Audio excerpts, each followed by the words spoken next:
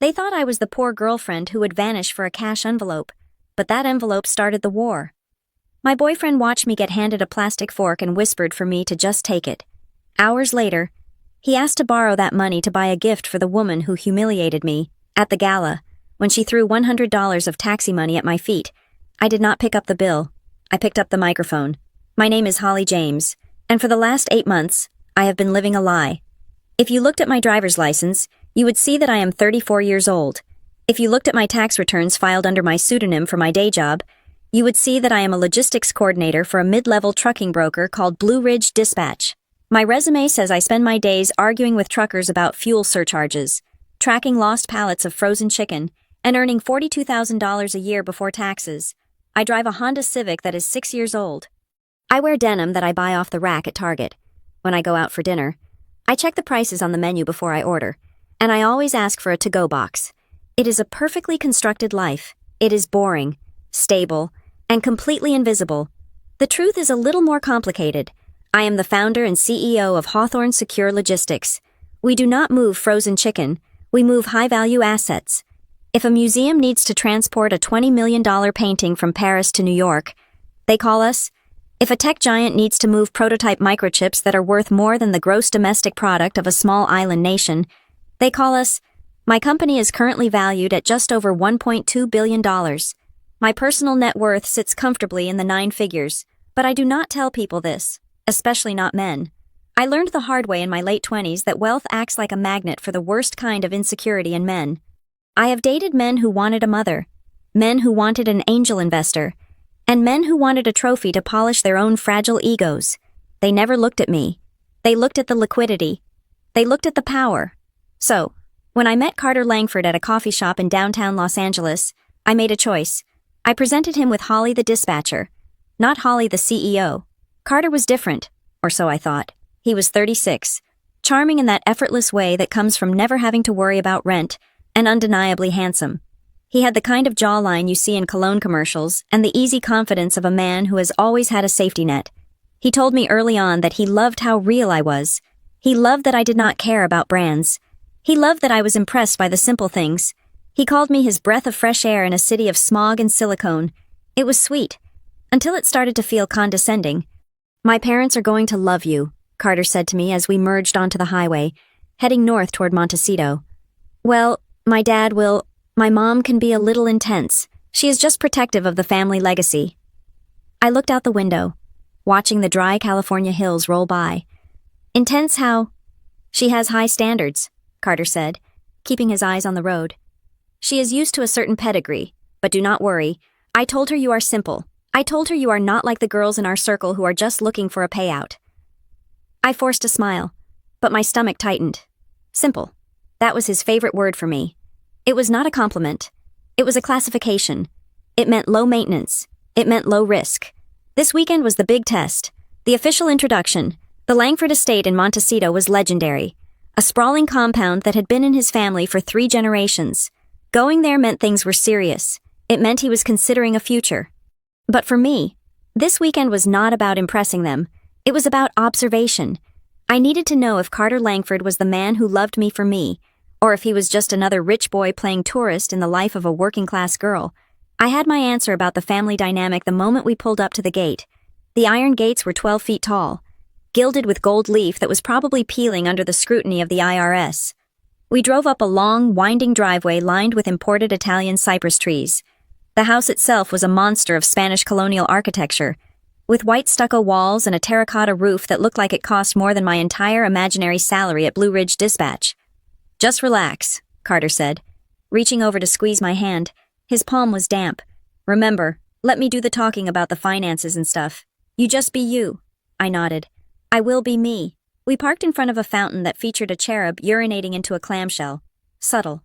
As we got out of the car, the front door swung open. Evelyn Langford did not walk. She glided. She was a woman who had been fighting the aging process with the ferocity of a cornered badger and the budget of a small military.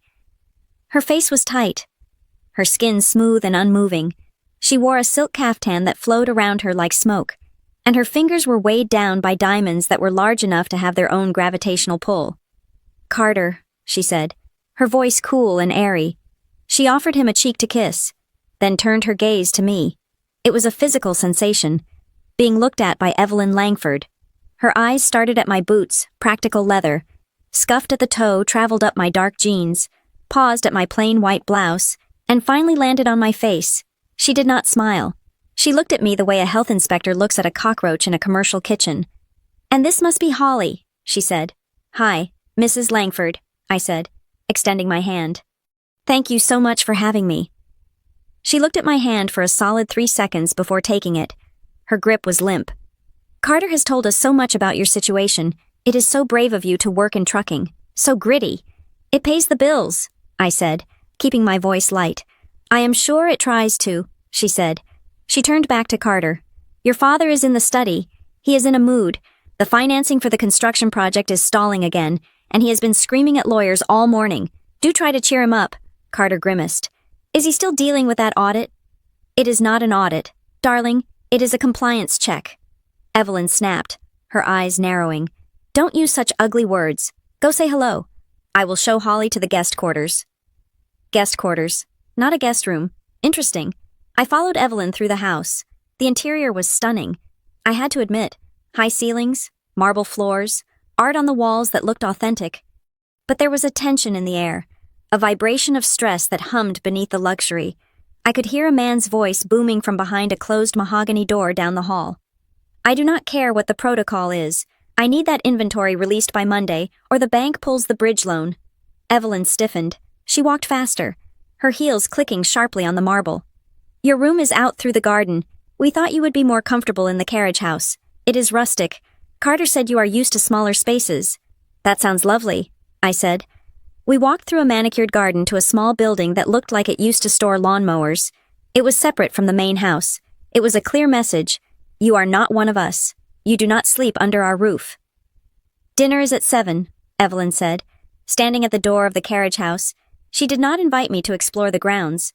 She did not offer me a glass of water. "Dress is formal. I assume you brought something appropriate, or did Carter help you?" "I brought a dress," I said. "Good. We are having a guest tonight, a business associate of Harrison's. Try not to be overwhelmed." She gave me a tight, pitying smile. "We can just say you are Carter's assistant if the conversation gets too complex for you." She turned and left before I could respond. I walked into the carriage house. It smelled like mildew and lemon pledge. The bed was a twin cot. There was no air conditioning, just a ceiling fan that wobbled ominously. I set my bag down on the floor and sat on the edge of the mattress. So this was it. This was the reality. They did not just see me as poor. They saw me as a charity case, a temporary amusement for their son until he grew up and married someone with a trust fund. I could have left. I could have called an Uber, gone back to LA, and broken up with Carter over text. But then I heard the shouting again. The main house windows were open, and the sound carried across the garden. I walked to the small window of the carriage house and cracked it open. "It is Hawthorne." The man's voice, Harrison Langford, was clear now. "It is Hawthorne. Secure logistics. They have the shipment flagged at the port. They are demanding a full origin audit before they release the steel and the fixtures." My breath hitched. I stood perfectly still, pressing myself against the wall next to the window. "Well, pay them off." That was Carter's voice. He sounded whiny, desperate. "You cannot pay off Hawthorne, you idiot," Harrison yelled. "They are not some 2-bit trucking broker. They are the iron wall of the industry. Their CEO is a ghost. Nobody knows who runs the day-to-day. But they have a compliance department that is sharper than the FBI. If they flag the shipment, it means they found the discrepancies in the invoices. If they report it to the customs board, we are done. The loan defaults." I stepped back from the window, my heart pounding a slow, heavy rhythm against my ribs. It was one thing to suspect that your boyfriend's family was struggling to maintain their lifestyle. It was another thing entirely to realize that your own company was the one holding the guillotine blade above their necks. Harrison Langford was in trouble. He was trying to import construction materials, likely high-end steel and fixtures for one of his developments, and he had clearly cooked the books on the valuation to avoid taxes or to inflate his assets for a bank loan. My algorithms at Hawthorne would have picked up on the mismatch immediately. We flagged suspicious shipments automatically. Harrison was right about one thing: you cannot pay us off. I built Hawthorne on a foundation of absolute integrity, specifically because the logistics industry is so full of corruption. I sat back down on the lumpy bed. The irony was suffocating. They were treating me like a servant, looking down on me because they thought I was a dispatcher who barely made rent. Meanwhile, the man they were terrified of, the ghost CEO, who held their financial fate in the palm of a hand, was sitting in their carriage house, staring at their mildewed ceiling. I needed to leave. That was my first instinct. If I stayed, it was a conflict of interest. But then I thought about Carter. "You can't pay off Hawthorne," Harrison had said, and Carter's response had been, "Pay them off." My boyfriend, the man who claimed to love my moral compass, the man who said he hated the corruption of his parents' world, had immediately suggested bribery. I felt a coldness settle in my chest. It was a familiar feeling. It was the feeling I got right before I walked into a boardroom to hostilely acquire a competitor. It was the absence of emotion, replaced by pure strategy. They wanted to play a game. They wanted to show the poor girl her place. They wanted to parade their wealth and their power and make me feel small. I stood up and walked to my suitcase. I unzipped the inner lining. If they wanted to see a naive girl from the wrong side of the tracks, I would give them the performance of a lifetime. I would be wide-eyed. I would be grateful. I would be confused by their big words and their expensive wine. I would let them think I was nothing more than a temporary inconvenience, but I would not be defenseless. I reached into the lining of my suitcase and pulled out a small, black velvet pouch. Inside was not jewelry, it was a brooch. It looked like a cheap, costume jewelry flower, something you might buy at a swap meet for $5. It was gaudy, with fake gold petals and a glass center. I pinned it to the strap of the simple black dress I had brought for dinner. The glass center was a high-definition, wide-angle lens. The petal concealed a microphone with a range of 40 feet and noise cancellation technology capable of isolating whispers in a crowded room. It was a prototype from Hawthorne's security division, designed for undercover agents monitoring cartel shipments. It beamed encrypted data directly to a cloud server that only I could access. I looked at myself in the cracked mirror of the carriage house. "Okay, Holly," I whispered to my reflection. "Showtime." I was not just going to dinner, I was going to a deposition, and they had no idea they were already under oath. The dining room was a masterclass in intimidation. The walls were paneled in dark walnut, absorbing the light from the crystal chandelier overhead so that the room felt less like a place to eat and more like a place to pass judgment. The table was long enough to land a small aircraft on, set for 4, but the spacing was deliberate. Harrison sat at the head, Evelyn at the foot, and Carter and I were placed on opposite sides, separated by a vast expanse of polished mahogany and a centerpiece of white orchids that were so perfect they looked artificial. I noticed the chair immediately. Harrison and Evelyn sat on high-backed, velvet-upholstered thrones. Carter's chair was matching. Mine, however, was different. It was an antique wooden chair, beautiful to the untrained eye, but clearly brought in from a different set. As I sat down, I sank 2 inches lower than everyone else. It was a subtle, petty psychological trick. When I looked across at Carter, I had to tilt my chin up. When I looked at his parents, I was physically looking up at them. I was the child at the adult table. I was the servant waiting for instructions. Then there was the place setting. Everyone else had heavy, cut crystal goblets that caught the light in dazzling prisms. My water glass was a standard, thick-rimmed tumbler, the kind you get at a diner. My silverware was lighter, stamped with a different pattern, likely the everyday silver, while they used the family heirlooms. "Sit," Evelyn said, not looking up from her napkin, which she was unfolding with surgical precision. I sat. The brooch on my dress was angled perfectly toward her. "The soup is gazpacho," Evelyn announced as a silent member of the staff placed a bowl in front of me. "It is supposed to be cold. Please do not ask the kitchen to microwave it. We had a guest do that once. It was mortifying." "I like cold soup," I said, keeping my voice small. "It is very refreshing." Harrison was not eating. He was staring at his phone, which was vibrating against the tablecloth like a trapped insect. His face was a map of stress, lines etched deep around his mouth. He took a sip of wine, gulping it rather than tasting it. "Harrison, put the phone away," Evelyn snapped. "We have a guest." "We are performing civility. I am waiting for the call back from the bridge financing group," Harrison muttered, though he flipped the phone face down. "If I do not get the liquidity by Monday morning, the Port Authority seizes the containers. Do you have any idea what the storage fees are on 4 tons of marble and steel? It is bleeding us dry." "Evelyn, bleeding us." I took a spoonful of soup. It was bland. "It will be fine," Evelyn said dismissively. "It is always fine. You are Harrison Langford." She turned her eyes to me. The transition was instant, like a shark detecting blood in the water. She reached into her clutch, which was sitting on the table, a breach of etiquette she apparently forgave herself for, and pulled out a thick cream-colored envelope. She did not hand it to me. She slid it across the mahogany. It spun slightly and stopped right next to my cheap water glass. "Take it," she said. The room went silent. The only sound was the hum of the refrigerator in the distant kitchen, and the frantic beating of my own heart, not from fear, but from adrenaline. "What is this?" I asked, widening my eyes. "It is $10,000 in cash," Evelyn said. Her voice was flat, bored. "Untraceable, tax-free. I assume that is more money than you make in 3 months at that trucking dispatch center." I looked at the envelope. Then I looked at Carter. He was staring at his gazpacho. He was studying the floating garnish as if it held the secrets of the universe. He knew. He knew this was coming. "You want me to take this?" I asked. "I want you to take it, leave this house, and never contact my son again," Evelyn said. She picked up her wine glass. "Let us be realistic. Holly, you are a sweet girl, in a rustic sort of way. But you do not fit here. You are drowning in this chair. You are drowning in this room. Carter needs someone who understands the weight of our legacy, someone who can help him navigate his future, not someone he has to explain the menu to." She took a sip of wine. $10,000. Consider it a severance package for your time. It is generous." I looked at Carter again. I waited. This was the moment. In every romance novel, in every movie, this is when the hero stands up. This is when he throws his napkin down, tells his mother to go to hell, and grabs the girl's hand to storm out. Carter finally looked up. His eyes were watery, pleading. "Holly," he whispered. I held my breath. "Just take it," he said softly. The air left my lungs. "What?" I asked.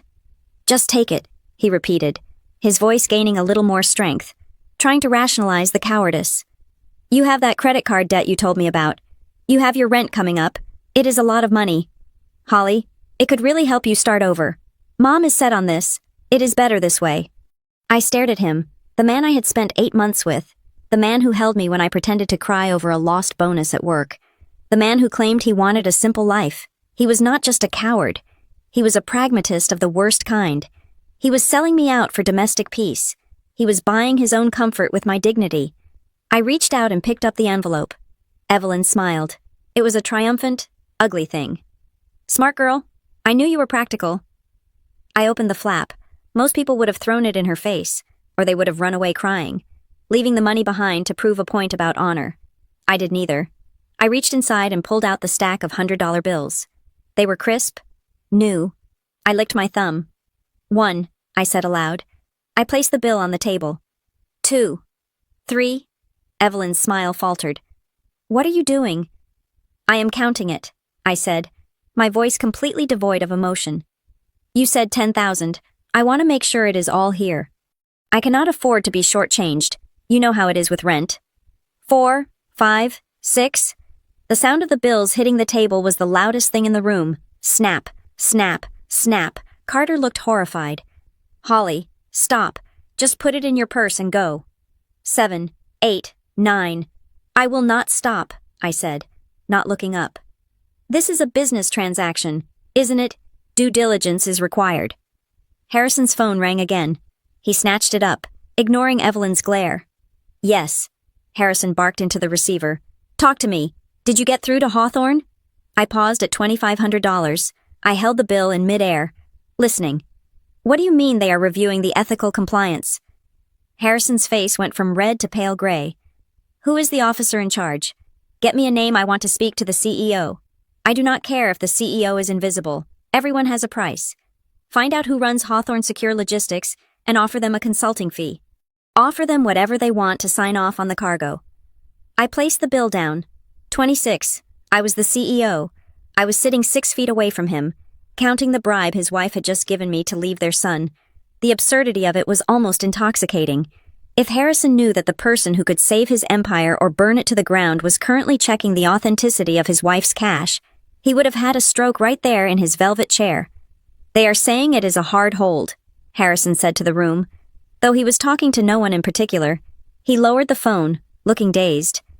"The capital is frozen. If that cargo does not move by Tuesday, the bank calls the loan, We lose the development. Stop being dramatic, Harrison, Evelyn hissed. She turned back to me. You have counted enough. Is it acceptable? It seems to be, I said. I neatly restacked the bills and slid them back into the envelope. I tucked the envelope into my small, worn-out clutch. Evelyn gestured toward the door. Well, the driveway is long, but I am sure the walk will give you time to think. I picked up my spoon. Thank you for the gift, Mrs. Langford, I said, dipping the spoon into the gazpacho. This will really help with my student loans, but I'm actually quite hungry, and Carter did invite me for the weekend. Since I have already been paid, I suppose there is no rush to leave right this second. I would hate to waste food. You know how us poor people hate waste. Evelyn's mouth opened, but no sound came out. She looked at Carter. Get her out of here. Carter looked at me, then at his mother. He was trapped. If he kicked me out now, after I had taken the money and agreed to the terms, but simply asked to finish dinner, he would look like a monster. And Carter Langford hated looking like a monster. He preferred to be a monster in private. She can finish her soup, Mom, Carter mumbled. She has to call a taxi anyway. Ubers take 30 minutes to get out here. Evelyn made a noise in her throat that sounded like a cat being strangled. She stabbed at her salad. Fine, but the moment that spoon is down, you are gone. Understood, I said cheerfully. I took a bite of the soup. I reached into my pocket for my phone. Sorry, just need to check my bus schedule for later, I said. I unlocked the phone. I did not open a bus schedule app. I opened the secure messaging channel for the executive board of Hawthorne Secure Logistics. I typed rapidly, my thumb hovering over the screen so they could not see. To executive team, legal, compliance, from CEO, subject Langford account, status, immediate halt, instruction. Do not release the cargo. Do not accept any calls from Harrison Langford or his legal representatives. Initiate a level 5 forensic audit on their liquidity sources. I want to know where every single penny comes from. If they sneeze, I want it documented. Let them sit in the silence. I hit send. I put the phone down and smiled at Harrison. Is everything okay with your work, Mr. Langford? I asked innocently. You seem worried about logistics. I know a little bit about that. I work in dispatch. You know. Harrison looked at me with profound disgust. You move boxes of produce, young lady. I am dealing with international trade finance and supply chain complexities that would make your head spin. Please do not insult me by pretending to understand. Right, I said. Sorry, it just sounded like you were having trouble with a hold. Usually, those happen when the paperwork doesn't match the reality. Harrison's eyes narrowed. For a second, I thought he saw me. Really saw me. But then the arrogance washed back over his face. Eat your soup, he grunted. The silence returned, heavy and thick. I enjoyed it. I enjoyed every second of their discomfort. I ate my soup slowly, savoring the bland tomato water as if it were ambrosia. I watched Evelyn watch me. She was vibrating with rage. She had paid for a disappearance and received a lingering guest. I was just scraping the bottom of the bowl when the chime of the front doorbell echoed through the house. It was a deep, resonant sound, announcing an arrival of importance. Evelyn's face transformed instantly.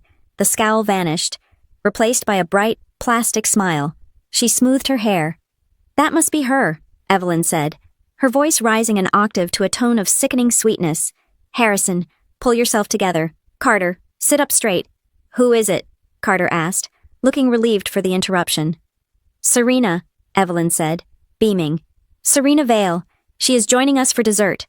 She is bringing that wonderful energy of hers, and her father is the senator. So please, Harrison, do not talk about your financial messy bits. She looked at me. And you? Not a word. You are the help now. If she asks, you are Carter's assistant who is just leaving. Do not embarrass us. I wiped my mouth with the napkin. I wouldn't dream of it, I said. The dining room doors opened. The butler stepped aside, and in walked the nightmare. Serena Vale swept into the room like a hurricane wrapped in designer silk. If Evelyn Langford was the ice queen of Montecito, Serena was the fire that consumed all the oxygen in the room. She was the wife of Carter's older brother, who was conveniently absent on a business trip in Dubai, leaving Serena to play the role of the family's golden connection to the political elite. Her father was a senator, or so the story went, and the Langfords treated her not as a daughter-in-law, but as a lifeline to a world they were desperately trying to remain part of. She was beautiful in a manufactured way. Her hair was a shade of blonde that cost $500 every 3 weeks to maintain, and her dress was a shimmering column of silver that looked heavy enough to be armor. But it was the noise she made that struck me first. She laughed before she even fully entered the dining room, a loud, practiced sound that demanded attention. "Sorry I'm late," she announced, throwing her clutch onto an empty chair. The traffic coming down from the hills was absolute murder, and then the gate code wouldn't work. "Harrison, you really need to fix that system. It is so temperamental." She kissed Evelyn on both cheeks, ignored Harrison's grunt of greeting, and then stopped dead when she saw me. I was still holding my spoon, finishing the last of the gazpacho as I had promised. Serena looked at me, then at Evelyn, and then back at me. Her eyes scanned my off-the-rack dress, my lack of jewelry, and my sensible haircut. She tilted her head, a small, cruel smile playing on her lips. "Oh, wonderful," Serena said, clapping her hands together lightly. "Did you finally fire that dreadful woman? Marta, this new one looks much more focused. Is she staying to clear the plates?" The silence that followed lasted exactly 1 second. Then, Evelyn laughed. It was a light, tinkling laugh, as if Serena had just made a witty observation about the weather. Harrison chuckled into his wine glass, and then, the knife twisted. Carter laughed. It was a nervous, staccato sound, a laugh born of fear and the desperate need to blend in. But it was a laugh nonetheless. He looked at me, his eyes begging me to understand the joke, begging me not to make a scene. "No, darling," Evelyn said, wiping a tear of mirth from her eye. "This is Holly, Carter's friend. She's visiting for the weekend." "Oh," Serena's hand flew to her chest in mock horror.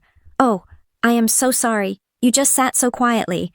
And with that dress, well, it is very practical, very staff-appropriate. My mistake." She did not apologize to me. She apologized to the room for the awkwardness of my existence. "It is fine," I said, my voice steady. "I get that a lot. People often mistake simplicity for servitude." Serena's eyes narrowed slightly, sensing the bite in my tone, but Evelyn intervened before the tension could snap. "Holly insists on being low maintenance," Evelyn said, signaling for the staff to bring the next course. "Actually, speaking of maintenance, Charles, bring Holly the stainless steel set for the main course. We wouldn't want her to worry about scratching the antique silver. It is so soft. You know." The butler, a man who looked like he would rather be anywhere else, removed my heavy silver fork and knife and replaced them with the cafeteria-grade cutlery I had noticed earlier on the sidebar. It was a deliberate, childish humiliation. I picked up the cheap fork. It felt light and flimsy in my hand. "Thank you, Evelyn. Very thoughtful." As the filet mignon was served, Serena took command of the table. She talked about a gala she had attended in DRC, dropping names of congressmen and lobbyists like breadcrumbs. She complained about the quality of champagne in first class. She was performing, and the Langfords were a captivated audience, but I was not listening to her voice. I was looking at her wrist. Serena gestured wildly when she spoke, and every time she moved her left hand, something sparkled under the chandelier light. It was a bracelet, a heavy platinum cuff encrusted with a very specific arrangement of sapphires and diamonds. It was structured like a constellation, with a large, teardrop sapphire at the center. My heart skipped a beat, then it started hammering a war drum against my ribs. I knew that bracelet, 3 weeks ago. A high-priority shipment from a jeweler in Zurich had been compromised during a transfer at JFK Airport. It was a discreet job, handled by Hawthorne Secure Logistics. The container had been breached, and a single lockbox was removed. Inside was a custom piece commissioned for the wife of an oil tycoon, the Celestial Cuff. We had the blueprints. We had the serial numbers, and we had the insurance liability, which was currently sitting at $400,000. And there it was, on the wrist of a senator's daughter in Montecito. I needed to be sure. I waited until Serena was deep into a story about a yacht party in Ibiza. And of course, the captain insisted we take the helicopter to the shore, but I told him. I shifted in my chair, slipping my hand into my clutch under the table. I tapped the side of my phone, activating the camera on the brooch pinned to my dress. I leaned forward slightly, feigning interest in her story. "That sounds incredible, Serena," I said, interrupting her. "And that bracelet is stunning. I have never seen a design like that. Is it custom?" Serena preened. She held her wrist up, turning it so the light caught the gems. Oh, thank you. It is a little gift from an admirer in Europe. He said it reminded him of my eyes. It is vintage, from the 1920s, Art Deco. You probably wouldn't recognize the designer. They are very niche. Click. My brooch captured 3 high-definition frames of the bracelet. It is beautiful, I said. The blue stones, are they tanzanite? Sapphires, darling, Serena corrected me with a sneer. Royal blue sapphires. Tanzanite is a semi-precious stone. This is serious jewelry. I smiled. Of course. My mistake. Under the table, I unlocked my phone and accessed the Hawthorne Secure app. I synced the brooch's gallery to the chat and forwarded the images to the head of asset recovery. Text, run this against the Zurich loss file, specifically the celestial cuff. Confirm the setting on the center stone. It looks like the midnight tear cut. I need a match within 10 minutes. Harrison, meanwhile, was spiraling again. The presence of Serena had reminded him of the power he was losing. Serena, Harrison said, cutting through her yacht story. I need to ask you something. Your father, does he still have that contact at the Trade Commission? I am being stonewalled by this logistics firm. They are talking about a leadership ethics review. It is absurd. I need someone to make a call and tell them who they are dealing with. Oh, Daddy is so busy, Serena said, waving her hand dismissively. But I can ask, who is the firm? Hawthorne. Harrison spat the name out like a curse. They are holding my bridge capital hostage. If I do not get that inventory released, the bank pulls the plug on Tuesday. I just need a bridge loan, or a release of assets. Anything to show the auditors we are liquid. Hawthorne. Serena frowned. I think I have heard of them. Are they the ones who handle the diplomatic pouches? They handle everything valuable. Harrison groaned. And they are impossible to bribe. I tried to reach out to their board, but it is like a fortress. Carter cleared his throat. He looked at me, then at his father. Maybe we should not talk business at dinner. Dad, Holly doesn't understand all this high-level finance stuff. It is boring for her. I looked at Carter. He was smiling that weak, pleading smile again. He was trying to protect me from boredom, no. He was trying to protect himself from the reality that he was dating a woman he considered beneath him, while his family discussed using political favors to bypass the law. He was ashamed of me. He wanted me to be the invisible, dumb girlfriend who just nodded and ate her meat with the stainless steel fork. Oh, I do not mind, I said cheerfully. I am learning so much. So, Harrison, this ethics review, does that mean they think you did something wrong? The table went deadly silent. Harrison looked at me with a vein throbbing in his temple.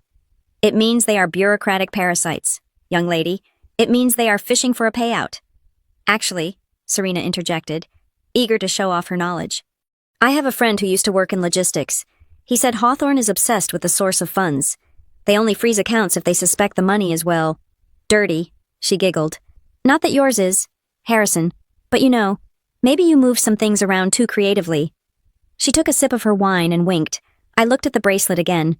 The irony was so thick I could taste it. Here was a woman wearing $400,000 of stolen merchandise stolen from the very company she was gossiping about, lecturing a man about dirty money. My phone buzzed silently against my thigh. 3 vibrations. That was the code for a positive match. I glanced down at the screen in my lap. From Asset Recovery, match confirmed, 99.8% probability. Item 884-ZUR, the Celestial Cuff. Reported stolen 21 days ago. Police report filed in New York and Geneva. Tracking indicates it was sold on the black market in Miami 2 weeks ago. Holly, are you safe? That item is linked to the Varga Syndicate. I felt a chill run down my spine that had nothing to do with the air conditioning. Serena Vale was not just a snob. She was not just a liar who claimed a stolen modern piece was vintage Art Deco. She was a consumer of black market goods. She was wearing a felony on her wrist, and the Langfords, they were pinning their hopes on her. They thought she was their savior. They thought her political connections would rescue Harrison's crumbling empire. They had no idea that she was likely drowning in debt herself, buying stolen luxury goods to keep up appearances. Or worse, she was knowingly laundering assets for criminals. Is the wine to your liking, Holly? Evelyn asked, her voice dripping with sarcasm. I noticed you haven't touched it. It is a 1996 Bordeaux, perhaps a bit too complex for a palate used to box wine. I looked at the glass. Then I looked at Serena, who was now holding court about the quality of caviar in Paris. The wine is lovely, Evelyn, I said, but I was actually admiring Serena's bracelet again. You know, Serena, you said it was Art Deco. I'm confused. Art Deco usually favors geometric platinum settings, but that center stone, the cut looks like a midnight tear. That laser cutting technique wasn't invented until 2005. Serena froze. Her fork stopped halfway to her mouth. What? She snapped. Do not be ridiculous. I told you. It is a niche designer. You wouldn't know. You are right, I said, leaning back and crossing my arms. I probably wouldn't know. I just read a lot of magazines at the dispatch office. We have a lot of downtime between trucks.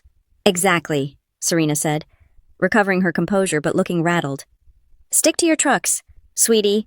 Leave the jewelry to the experts. Carter let out a breath he had been holding. Yeah, Holly. Serena knows what she is talking about. I looked at Carter one last time. He had chosen the fraud with the stolen diamonds over the woman who actually controlled the logistics of his life. He had chosen the illusion of wealth over the reality of integrity. You are right, Carter, I said softly. She certainly seems to know exactly what she is worth. The dinner was no longer just a social torture session. It was an evidence-gathering operation, and I had just found the smoking gun. The Langfords were not just broke. They were about to be implicated in a federal investigation, and I was the only one in the room who could hear the sirens coming. Harrison's phone buzzed again. He looked at it, his face lighting up with false hope. It is the bank, he whispered. Maybe they found a workaround. He didn't know the bank was calling because I had just ordered my team to flag his accounts for suspicious association with known fences. Take the call. Harrison, I said, picking up my glass of water. I have a feeling it is important. The separation happened immediately after dessert. The humiliating dinner had concluded with Evelyn sipping her espresso and looking at me as if I were a stain on her grandmother's tablecloth that she could not quite scrub out. It is late, Evelyn announced, standing up. Carter, you are in the East Wing suite. Of course, we have had the linens pressed with lavender. Just how you like them. She turned to me. Her eyes did not soften. And Holly, as I mentioned, the carriage house is prepared for you. It is quite private. You will not be disturbed by the main house activities. Wait, I said, looking at Carter. I thought we were staying together. Carter rubbed the back of his neck, avoiding my eyes. Mom has these rules. Holly, unmarried couples, you know. It is an old-fashioned house. Old-fashioned, I repeated. Carter, we have lived together in Los Angeles for 8 months. This is Montecito, Evelyn interjected sharply. We have standards. The carriage house is perfectly adequate. It has a bed and a sink. What more do you need? I looked at Carter. This was his moment. He could say, if she stays in the shed, I stay in the shed. He could say, we are leaving. Instead, he sighed. Just try to be understanding. Holly, it is just for a few nights. Ranging it out will keep the peace. Please, for me. For you, I said. The words tasted like ash. I walked out to the carriage house alone. The California night was cool, but the moment I stepped inside the small detached building, heat blasted me in the face. It had been baking in the sun all day with the windows closed, and there was no air conditioning. It smelled of gasoline and old fertilizer. The bed was a cot pushed against a wall that was peeling paint. There were spiders in the corners. It wasn't a guest room. It was a storage unit they had grudgingly cleared out. I lay on the lumpy mattress, staring at the dark ceiling. I could see the lights of the main house glowing warm and golden through the dirty window. Carter was in there, probably sinking into 400 thread count sheets, smelling lavender. I was out here, sweating through my pajamas, listening to the crickets and the slow, steady breaking of my own heart. I did not sleep. I plodded. The next morning, the humiliation shifted venues. We are going to the club, Serena announced at breakfast, a breakfast I was not invited to eat, but rather summoned to attend once everyone else had finished. I stood by the door while they wiped their mouths with linen napkins. I need to work on my backhand, and Harrison needs a drink. Holly, you can come. Try not to wear anything too loud. I wore a plain white polo and a tennis skirt I had packed. It was standard attire, but on me. They made it look like a uniform. When we arrived at the Montecito Country Club, the hierarchy was re-established immediately. The valet opened the door for Evelyn and Serena. Carter got out on his own. I was left to scramble out of the back seat of the SUV. Here, Serena said, shoving a heavy canvas bag into my chest. Carry this. My shoulder is acting up from Pilates. This is heavy, I said, shifting the weight. What is in here, Bricks? It is my gear. Darling, rackets, shoes, water. Just bring it to court 4, and do not drag it on the grass. She walked off. her arm linked with Evelyn's. They looked like a two-headed monster of beige cashmere and entitlement. I looked at Carter. He was adjusting his collar in the reflection of the car window. He checked his teeth. He smoothed his hair. He did not look at me. He did not offer to take the bag. "Carter," I said. "Yeah." He turned, still checking his profile. "Do I look okay?"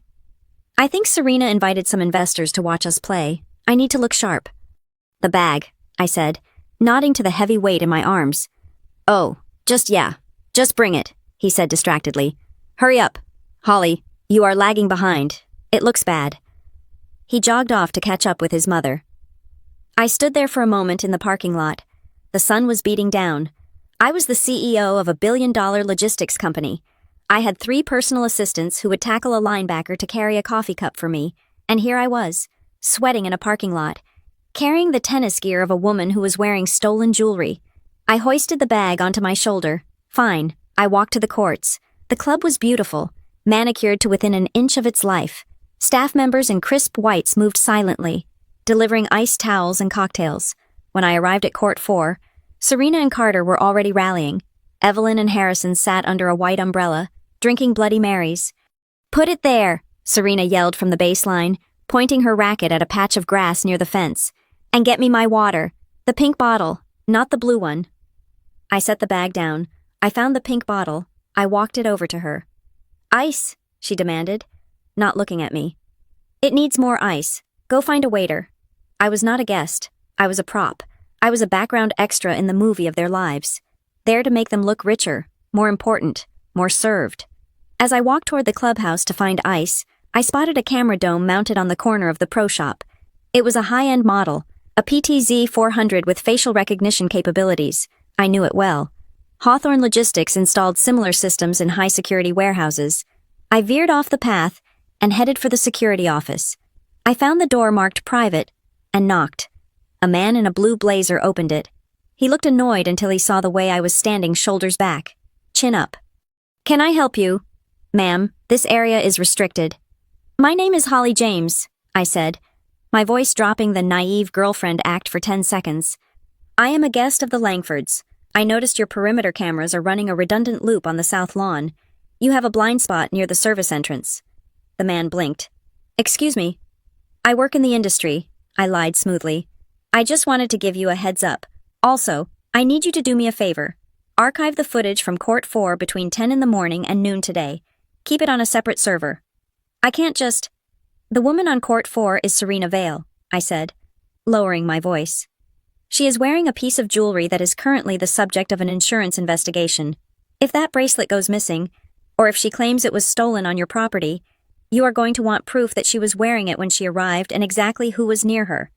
Unless you want your club liable for a $400,000 claim." The color drained from the manager's face. Liability was the one word that terrified people in his position more than death. "I will archive the footage immediately," he stammered. "Good. And keep this conversation between us. We don't want to spook the suspect." I turned and walked back to the court. By the time I returned with the ice, I was back in character. Shoulders slumped, eyes downcast. Harrison was on his 3rd Bloody Mary, and his voice was getting loud. "I am telling you, Evelyn, the bank called again at 8 this morning," he was saying, wiping sweat from his forehead. "They are not extending the grace period. If I cannot show a liquid injection of $500,000 by Monday to cover the interest and the port fees, they initiate the clawback protocols. They will freeze the personal accounts." "Lower your voice," Evelyn hissed, glancing at the people at the next table. "We are in public. I need cash," Harrison moaned. "I need cash now. Real cash, not assets. I need to pay off the Port Authority to release the hold so I can sell the materials." Carter walked off the court. Sweating and beaming, he had just won a point against Serena. "Did you see that serve?" he asked, grabbing a towel. "I have still got it." "You were wonderful, darling," Evelyn said. Though she wasn't looking at him, she was looking at Harrison with terrified eyes. Serena marched over, tossing her racket at me. I caught it reflexively. "My grip is slippery," she complained. "Holly, go to the pro shop and get this rewrapped. And be quick. We have another set to play." "Actually," Carter said, stepping in front of me. "Holly, can I talk to you for a second? Over there?" He pointed to a secluded bench near the hedges. My heart gave a little flutter. Was this it? Was he finally going to apologize? Did he see how they were treating me? Did he realize that asking his girlfriend to re-grip his sister-in-law's racket was insanity? I followed him to the bench. He looked nervous. He kept glancing back at Serena, who was checking her makeup in a compact mirror. "What is it, Carter?" I asked. He took my hands. His palms were sweaty. "Look, babe, I know this weekend has been a little intense," he started. "My family can be a lot, but you are doing great. Really. I am being treated like a servant. Carter." I know, he said quickly. "And I will make it up to you, I promise. But right now, we have a bigger problem. You heard, Dad? The business is in a tight spot. We really need Serena's dad to make that call to the Trade Commission. And Serena is well. She is high maintenance," Carter said, forcing a laugh. "She is really into this vintage handbag she saw in the pro shop window. It is a Hermes, a collector's item. It is $5,000. I stared at him. I knew where this was going, but I needed to hear him say it. I needed to hear the words so I could carve them into my memory. "She is upset because she forgot her wallet in the car." Carter continued, speaking faster now. "And I maxed out my cards on the flight and the deposit for the club. Dad is frozen out until Monday." He squeezed my hands. "Holly, that envelope Mom gave you last night." The world seemed to stop spinning for a second. The birds stopped singing. The tennis balls stopped thwacking. "You want the money?" I asked. "The money your mother gave me to break up with you." "It is not for me," Carter pleaded. "It is for the family. It is a loan. I will pay you back double next week when the deal clears. I just need to buy that bag for Serena so she stays in a good mood and calls her dad for us. It is an investment. Holly, please, you said you wanted to help. You said you loved me." He was looking at me with those puppy dog eyes that used to make me melt. Now, they just looked wet and weak. He was asking me to fund the bribe for the woman who was bullying me. Using the money that was intended to bribe me into leaving him. It was a snake eating its own tail of moral bankruptcy. I looked at him. I really looked at him. I saw the fear. I saw the selfishness. I saw a man who would sell anyone and anything to keep his comfortable life afloat. "Okay," I said. Carter exhaled, his shoulders sagging with relief. "Really, oh my God. Thank you. You are the best. You are literally saving us." I reached into my bag. I had the envelope with me. I hadn't left it in the insecure shed. I pulled it out. The $10,000. "Here," I said, handing it to him. "Take half. Take 5,000. Buy her the bag." He grabbed the envelope. He didn't even check to see if I had kept any for myself. He just saw the cash. "You are amazing," he said, kissing me on the forehead, a wet, distracted peck. "I have to run and get it before she goes back out on the court. You are a lifesaver. Holly." He turned and ran toward the pro shop, clutching the envelope of cash like a lifeline. I sat on the bench alone. I watched him run. I watched him sprint to buy a $5,000 purse for a woman wearing a stolen bracelet, using money his mother gave me to disappear. I didn't cry. I didn't feel angry. I felt a cold, hard clarity settling in my chest like concrete. The smallest amount sometimes buys the biggest truth. He had sold me for $5,000. He had sold his dignity for a handbag. I took out my phone. I opened the Hawthorne app. To legal team. From Holly James. Subject acquisition strategy. Message. Prepare the purchase agreement for the debt notes on Langford Construction. Contact their creditors. Buy the debt. All of it. I want to own every cent they owe by sunset tomorrow. Proceed with the hostile takeover. I stood up. I had a tennis racket to re-grip. After all, I wanted Serena to have a good grip on things when I ripped the ground out from under her feet. The afternoon sun in Montecito was golden and heavy, but the atmosphere on the terrace was frigid. Evelyn had summoned the girls, a trio of women who looked like they shared the same plastic surgeon and the same disdain for anything that did not cost 5 figures. They sat around a glass table, clutching stems of crystal, ready to inspect the curiosity that was Carter's unfortunate girlfriend. I sat on the edge of my wicker chair, hands folded in my lap. I was the entertainment. I was the zoo animal brought out for the amusement of the donors. "So," began a woman introduced as Beatrice, peering at me over the rim of her sunglasses. "Evelyn tells us you work in transportation, is that right? Do you drive the trucks?" The other women tittered. It was a practiced, synchronized sound, like wind chimes made of bone. "I work in dispatch," I said politely. "I coordinate logistics. It is mostly spreadsheets and phone calls." "Fascinating," Beatrice said, clearly meaning the opposite. "I suppose someone has to ensure the Amazon packages arrive. We were just discussing the wine. Evelyn opened a bottle from the cellar, a 1982 Petrus. It is wasted on us, really. But Harrison insists. She swirled the dark red liquid in her glass. What do you think of it? Holly? Or is it a bit heavy compared to what you are used to? She was baiting me. She wanted me to say it tasted like grapes. She wanted me to say it was good. She wanted to prove that my palate was as cheap as my shoes. I picked up the glass. I didn't drink. I just tilted it slightly, watching the legs, the droplets running down the side of the glass. It is interesting, I said, keeping my voice mild. The 1982 was a legendary vintage for Pomerol, but if I am not mistaken, this bottle has been decanted for nearly 3 hours. Evelyn froze. We opened it at lunch. Why? Well, I said, setting the glass down gently. A Petrus of this age is delicate. After 3 hours of oxygenation, the fruit structure collapses. You lose the black truffle and cherry notes, and you are left with mostly sediment and acid. It is actually quite flat now. Ideally, you should have poured it straight from the bottle or decanted it for no more than 30 minutes. The silence on the terrace was absolute. A hummingbird whirred nearby, the only thing daring to move. Beatrice looked at her glass, then at me, then at Evelyn. She must have read that on her phone, Beatrice stammered, forcing a laugh. Everyone has Google these days. It is adorable how they memorize facts to fit in. Yes, Evelyn agreed quickly, her eyes hard beads of anger. Very resourceful. Holly. Memorizing wine spectators' ratings. How quaint. They dismissed me. They had to. To admit that I actually knew what I was talking about would be to admit that their superiority was an illusion. They retreated into their bubble, convinced that I was a parrot mimicking human speech, but I had seen the flicker of doubt in their eyes, and that was all I needed, while they turned the conversation to a charity auction for polo ponies. My phone buzzed against my thigh. It was the update I'd been waiting for. I excused myself to use the restroom. Slipping away into the cool interior of the main house, I locked myself in the powder room and opened the secure file. Subject Serena Vale. Asset tracing status. Critical report. The target is insolvent. Multiple aliases detected. Serena Vale is a modification of her birth name.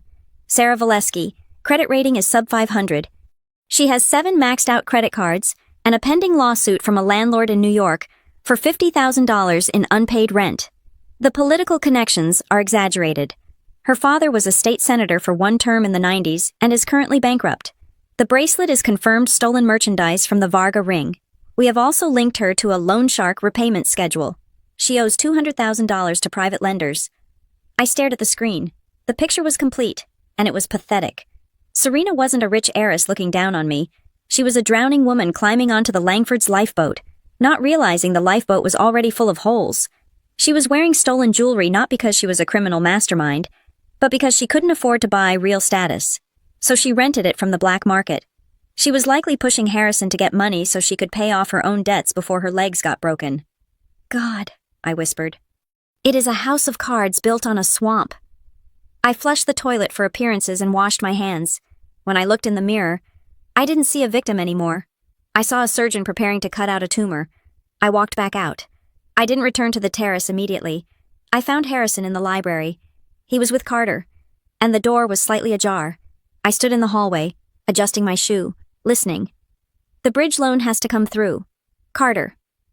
Harrison was pacing. I could hear his heavy footsteps. I moved the liability. I signed the indemnity clause. What does that mean? Carter asked. His voice sounded thin, scared. It means, Harrison hissed, that I structured the deal so that if the cargo is seized or rejected, the logistics partner takes the hit on the bond. I shifted the risk. It is a standard maneuver, but the partner has to be unaware of the specific compliance failure. I stiffened. You mean you tricked them? Carter asked. I did not trick them. I leveraged the ambiguity of the contract, Harrison yelled, then lowered his voice.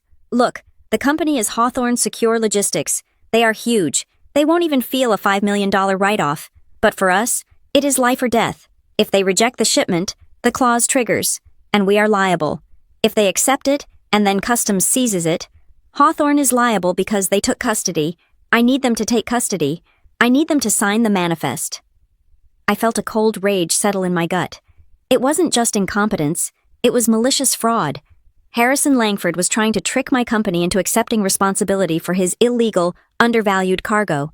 He was trying to use my employees, my reputation, and my capital as his insurance policy. He was trying to steal $5 million from me. I walked into the library. Harrison jumped. Carter spilled a little of his drink. "Holly?" Carter squeaked. "We were just talking strategy." "I am sorry to interrupt," I said, widening my eyes innocently. "I was just looking for the patio. This house is so big. I get lost." I stepped further into the room. I looked at Harrison. "You look stressed. Mr. Langford?" I said. "Is it the logistics thing again? You know, at Blue Ridge Dispatch? We sometimes have clients who try to hide the weight of their loads to save money. We usually catch them at the scales." Harrison sneered. "This is not about weighing trucks, girl. This is about complex derivatives and custodial transfer." "Oh," I said. "But isn't the principle the same if you hand off a package that you know is broken? Isn't that, well, cheating?" Harrison's face turned purple. "It is called business. It is called mitigating exposure. You wouldn't understand. You live paycheck to paycheck." "True," I said calmly, "but I always thought business was about partnership, trust." "Trust is for fools," Harrison scoffed. "Leverage is for winners." "We are waiting on Hawthorne. Once they sign that digital release, we are clear. They are the big logistics saviors. They are too big to check every single container manifest personally." Carter nodded, eager to agree with his father. "Yeah, exactly. Hawthorne is like a machine. They will just process it. We just need to wait them out." "Hawthorne?" I repeated the name, tasting it. "They sound very professional. I wonder if they have a system for detecting when someone is trying to use them." "They are a computer program." Harrison waved his hand dismissively. "There is no human oversight on the mid-level approvals. That is the loophole. Now, go back to the women. We are busy." I turned to leave. "Of course," I said. "I will go back to the women. And Harrison, good luck with the loophole. I hear computers are getting smarter these days." I walked out of the library and down the hall. My hands were not shaking. My breathing was steady. For the last 24 hours, I had been operating on a personal level. I wanted to expose them because they were mean to me. I wanted to embarrass them because they humiliated me. It was petty. It was emotional. But now it was professional. Harrison Langford wasn't just a bad father and a snob. He was a corporate predator. He was actively trying to defraud my company. He was willing to let my reputation take a hit to save his own skin. I pulled out my phone again. To legal, compliance, executive board. From CEO. Subject Operation Glasshouse. Message. The Langford attempted fraud is confirmed. They are relying on the automated mid-level approval queue to transfer liability for the seized cargo to us. Do not reject the shipment yet. I repeat, do not reject. Instruction. Manually override the system. Move the shipment status to pending executive review. Keep them in purgatory. I want them to think they are close. I want them to think the signature is one click away. Also, prepare a full dossier on the liability fraud. I want it ready for presentation. I am going to deliver the rejection personally. I walked back out to the terrace. The women were laughing at something Serena had said. Evelyn was pouring more of the ruined wine. They looked up as I approached. "Oh, you found your way back," Evelyn said. "We were just talking about the gala tonight. Serena is wearing a dress by Valentino. I suppose you will be wearing what you have on." "Actually," I said, sitting down and crossing my legs. "I have a dress. It is black. Simple." "Black is safe," Serena said, touching her stolen bracelet. "It hides the stains." "It does," I agreed, looking her dead in the eye. "And it is great for funerals."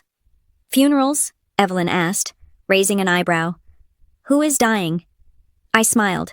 It was the first genuine smile I had shown them all weekend. "Oh, nobody," I said. "Just a figure of speech. Sometimes, old things have to die to make room for the truth." They stared at me. For a second, the air felt charged, electric.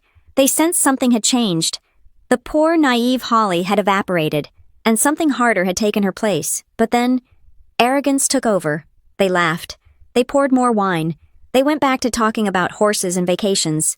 I sat back and watched the sunset. They were waiting for Hawthorne to save them. They were waiting for the big logistics company to sign the paper and take their poison pill. They didn't know that Hawthorne was sitting in the wicker chair, drinking their water, and planning their execution. I wasn't just going to break up with Carter. I wasn't just going to embarrass Evelyn. I was going to dismantle their entire world, brick by corrupt brick. and I was going to do it with the full weight of the company they tried to cheat. Tonight was the gala. Tonight was the end. The air in the drawing room was thick enough to choke on. It was 6 o'clock in the evening, and the transformation for the charity gala was complete. The Langford family stood in a tableau of expensive fabrics and even more expensive nervous energy. Harrison was pacing near the fireplace, adjusting his tuxedo cummerbund and muttering about interest rates. Evelyn was a vision in emerald green silk, though her face was set in a permanent grimace of disapproval as she inspected a tray of hors d'oeuvres that no one was eating. And then there was Serena. She was wearing the Valentino dress she had bragged about, a sweeping red number that screamed for attention. She moved around the room with a frantic energy, touching surfaces, rearranging pillows, and creating a wake of chaos. Carter stood by the window, looking handsome but hollow in his black tie, refusing to make eye contact with me. I stood near the door, clutching my small, battered clutch bag. I was wearing the simple black column dress I had brought. To their eyes, it looked like a department store clearance rack find. In reality, it was a bespoke piece from a stealth wealth designer in Milan, cut from vintage silk, but I knew they did not have the taste to recognize quality that did not scream a brand name. "We leave in 20 minutes, Evelyn announced, snapping her fingers at a maid to clear a glass. "Holly, do try to stay out of the official photographs tonight. The press will be there, and we want to present a cohesive image." "Understood," I said quietly. "I need a mint," Serena announced suddenly. She was standing near the antique console table where I had set my clutch down moments ago to adjust my shoe. "Does anyone have a mint? My throat is parched." "Check your purse, darling," Evelyn said. I did. "It is empty." Serena turned, her eyes landing on my bag. "Holly, do you have any gum or a mint? You people always carry gum, don't you?" "I don't think so," I said, "but you are welcome to check." I shouldn't have said that, but in my mind, I had nothing to hide. I was thinking like an innocent person. I forgot I was dealing with a predator.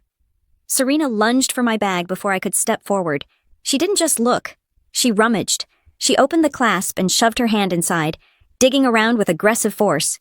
"Serena, really?" Carter mumbled, but he didn't move. "No, nothing here," Serena said, withdrawing her hand quickly. She didn't look at me. She looked at Evelyn. There was a micro-expression passed between them, a flash of communication so fast that if I hadn't been trained to read boardrooms, I would have missed it. Serena turned back to the mirror to fix her lipstick. "Oh well, I will survive." 2 minutes passed. The silence stretched. Then, the performance began. Serena gasped. It was a theatrical, sharp intake of breath that sounded like a bad actress in a soap opera. She clutched her earlobe. "My earring!" she shrieked. "My diamond stud. It is gone." Evelyn spun around. "What, the 3-carat solitaire?" "Yes, I had it on a second ago." Serena began frantically patting the floor. The console table, her own chest. "I took it off for a second to adjust the backing because it was pinching, and I set it right here, right on the console."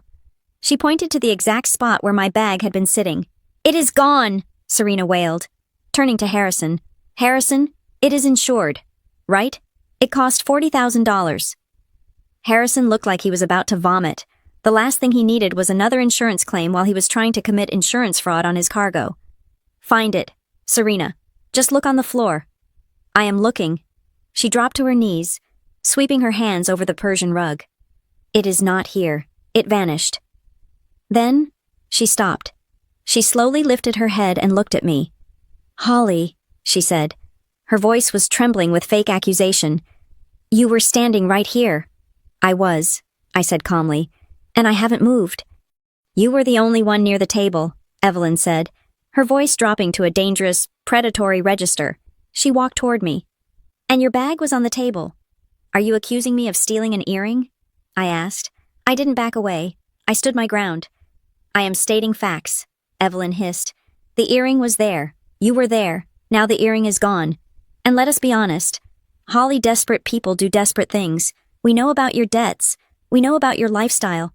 $10,000 is a lot of money to you. But $40,000, that changes a life." "I did not take her earring," I said, my voice steady. "Then you won't mind emptying your bag," Evelyn challenged. I looked at Carter. He was standing 10 feet away. He looked at his mother, then at Serena on the floor, then at me. This was it. This was the moment where he said, "Stop it. She is my girlfriend. She is honest. She gave me $5,000 this morning to help this family. She is not a thief. Carter shifted his weight. He looked at his shoes.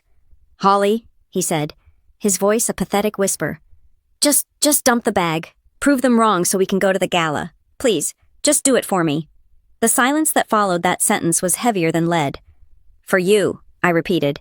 Yes, to clear the air, Carter said, looking everywhere but at my face.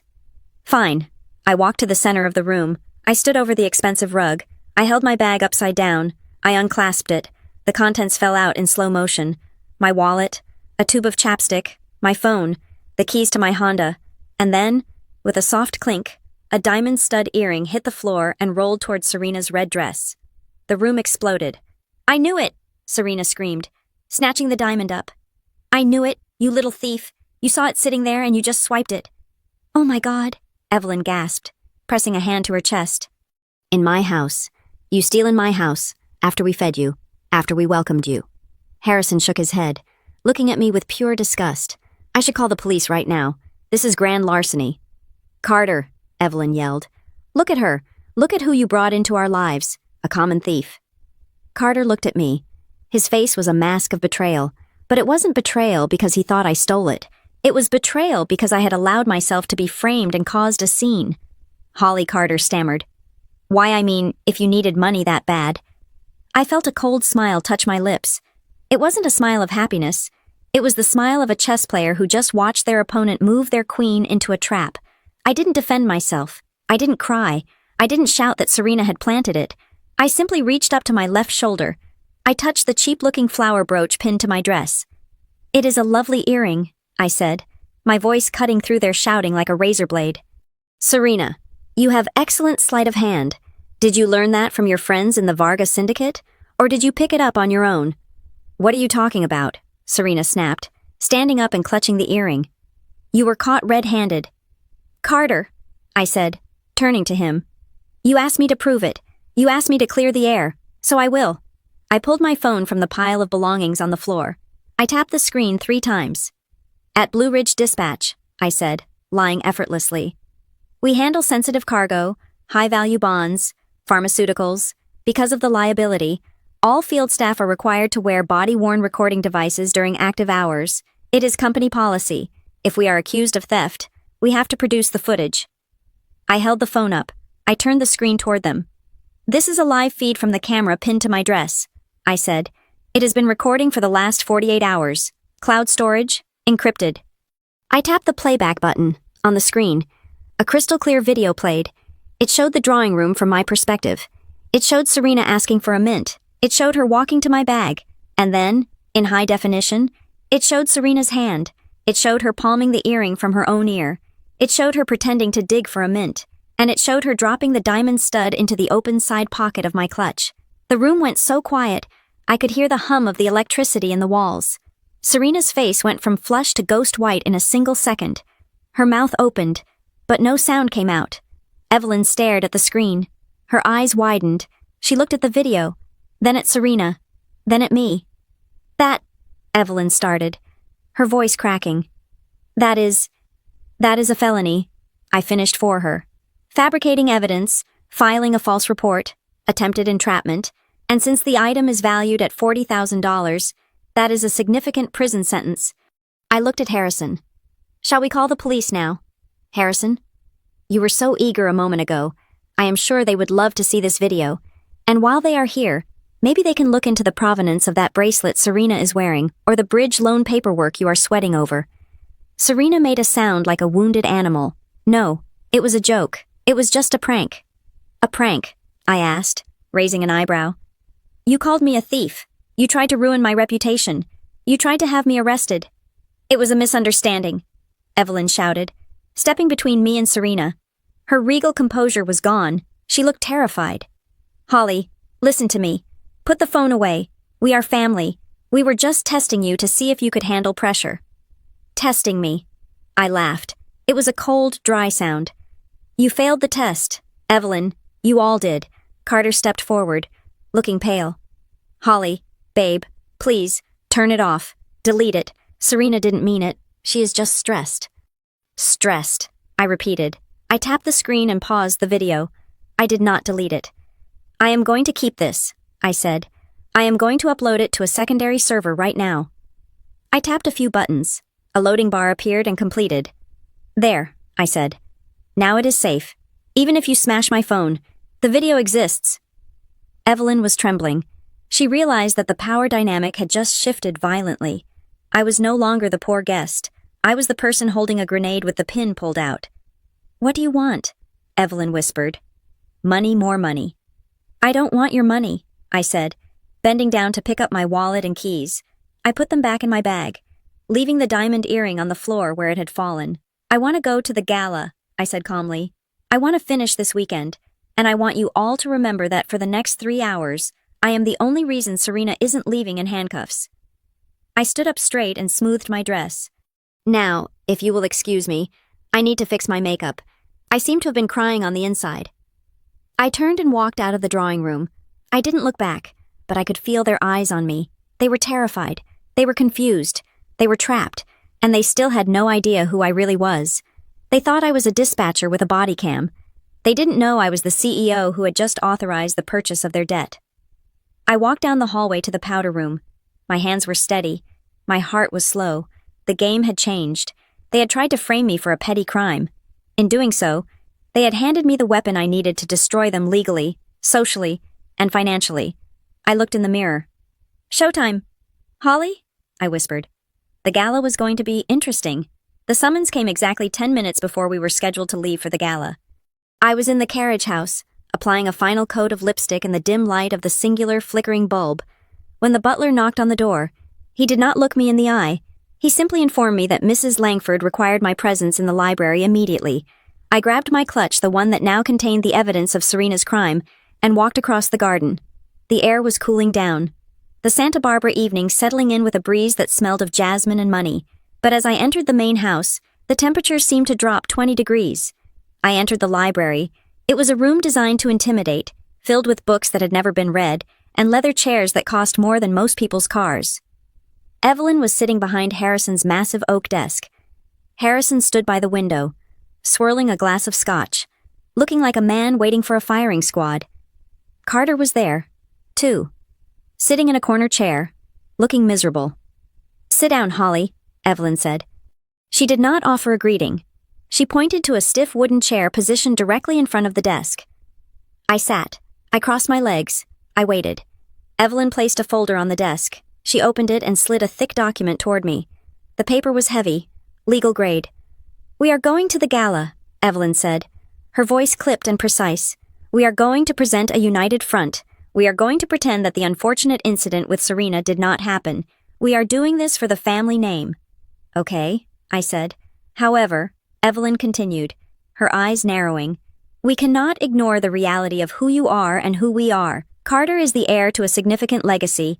You are well. You are currently in a precarious financial position. We cannot risk a situation where you might think that dating our son entitles you to certain claims.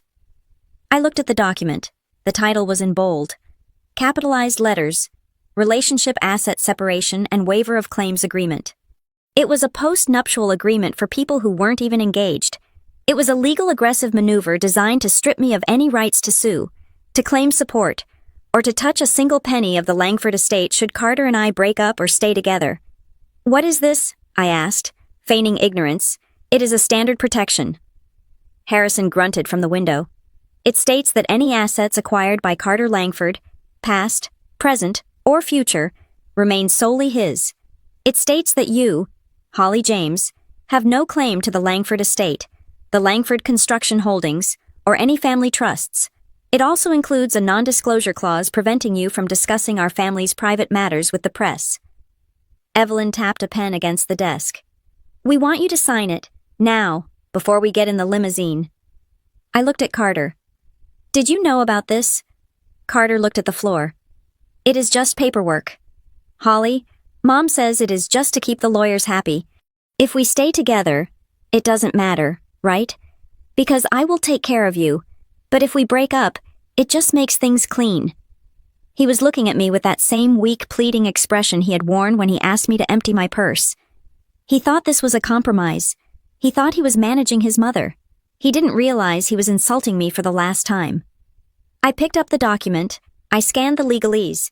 It was actually a very poorly drafted contract. Their family lawyer must have been as incompetent as their accountant. It was sweeping and draconian.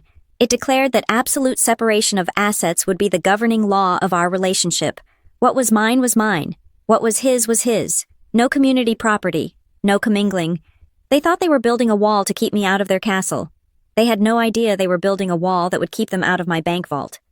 If I married Carter without this, and then revealed my net worth, he could potentially claim a stake in Hawthorne Secure Logistics in a divorce, arguing that my work during the marriage contributed to the asset's growth. In California, community property laws are tricky, but this document was a gift. It explicitly waived his right to my assets just as much as it waived my right to his. So, I said, looking up at Evelyn, if I sign this, we are completely financially separate forever. Completely? Evelyn said, a smug smile touching her lips. You leave with what you came with, nothing more. And Carter has no claim to anything I might build or own, I asked. Evelyn laughed. It was a short, sharp bark of amusement. Oh, honey, I do not think we need to worry about Carter wanting your dispatch salary or your Honda Civic. Yes, the separation goes both ways. It is absolute. Good, I said. I picked up the pen. Evelyn blinked. She had expected a fight. She had expected tears. She had expected me to read it for 20 minutes, to ask for time, to show some sign of hesitation that proved I was a gold digger trying to find a loophole. I didn't hesitate for a second. I flipped to the last page. I signed my name, Holly James, with a flourish. I dated it. There, I said, sliding the document back to her. Is there a copy for me? The room was silent. Harrison turned from the window, frowning. Carter looked confused. Evelyn stared at the signature as if it were a magic trick she couldn't figure out. You just signed it, Evelyn said suspiciously. You didn't even read the clause about the alimony waiver.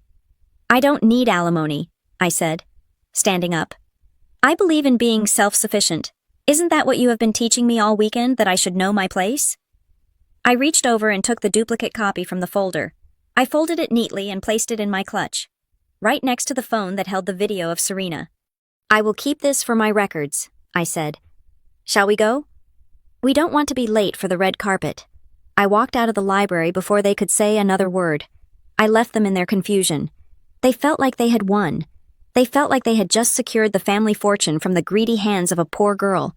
They had no idea they had just signed away their only lifeline. I walked briskly to the powder room near the foyer, locked the door, and pulled out my secondary device, a secure satellite phone disguised as a portable power bank. It was time to execute the kill. I dialed the private number of my general counsel. Marcus. It was 7 o'clock on a Saturday, but Marcus was paid $400,000 a year to pick up my calls at 3 in the morning. Holly. Marcus answered on the first ring. We have the dossier on the Langford debt structure. It is ugly. I know it is ugly, I said, checking my reflection in the mirror. Buy it. There was a pause on the line. All of it. Everything, I said. The construction loans, the bridge financing, the personal lines of credit Harrison used to float the business last month. I want you to use the shell company. Vanguard Horizon.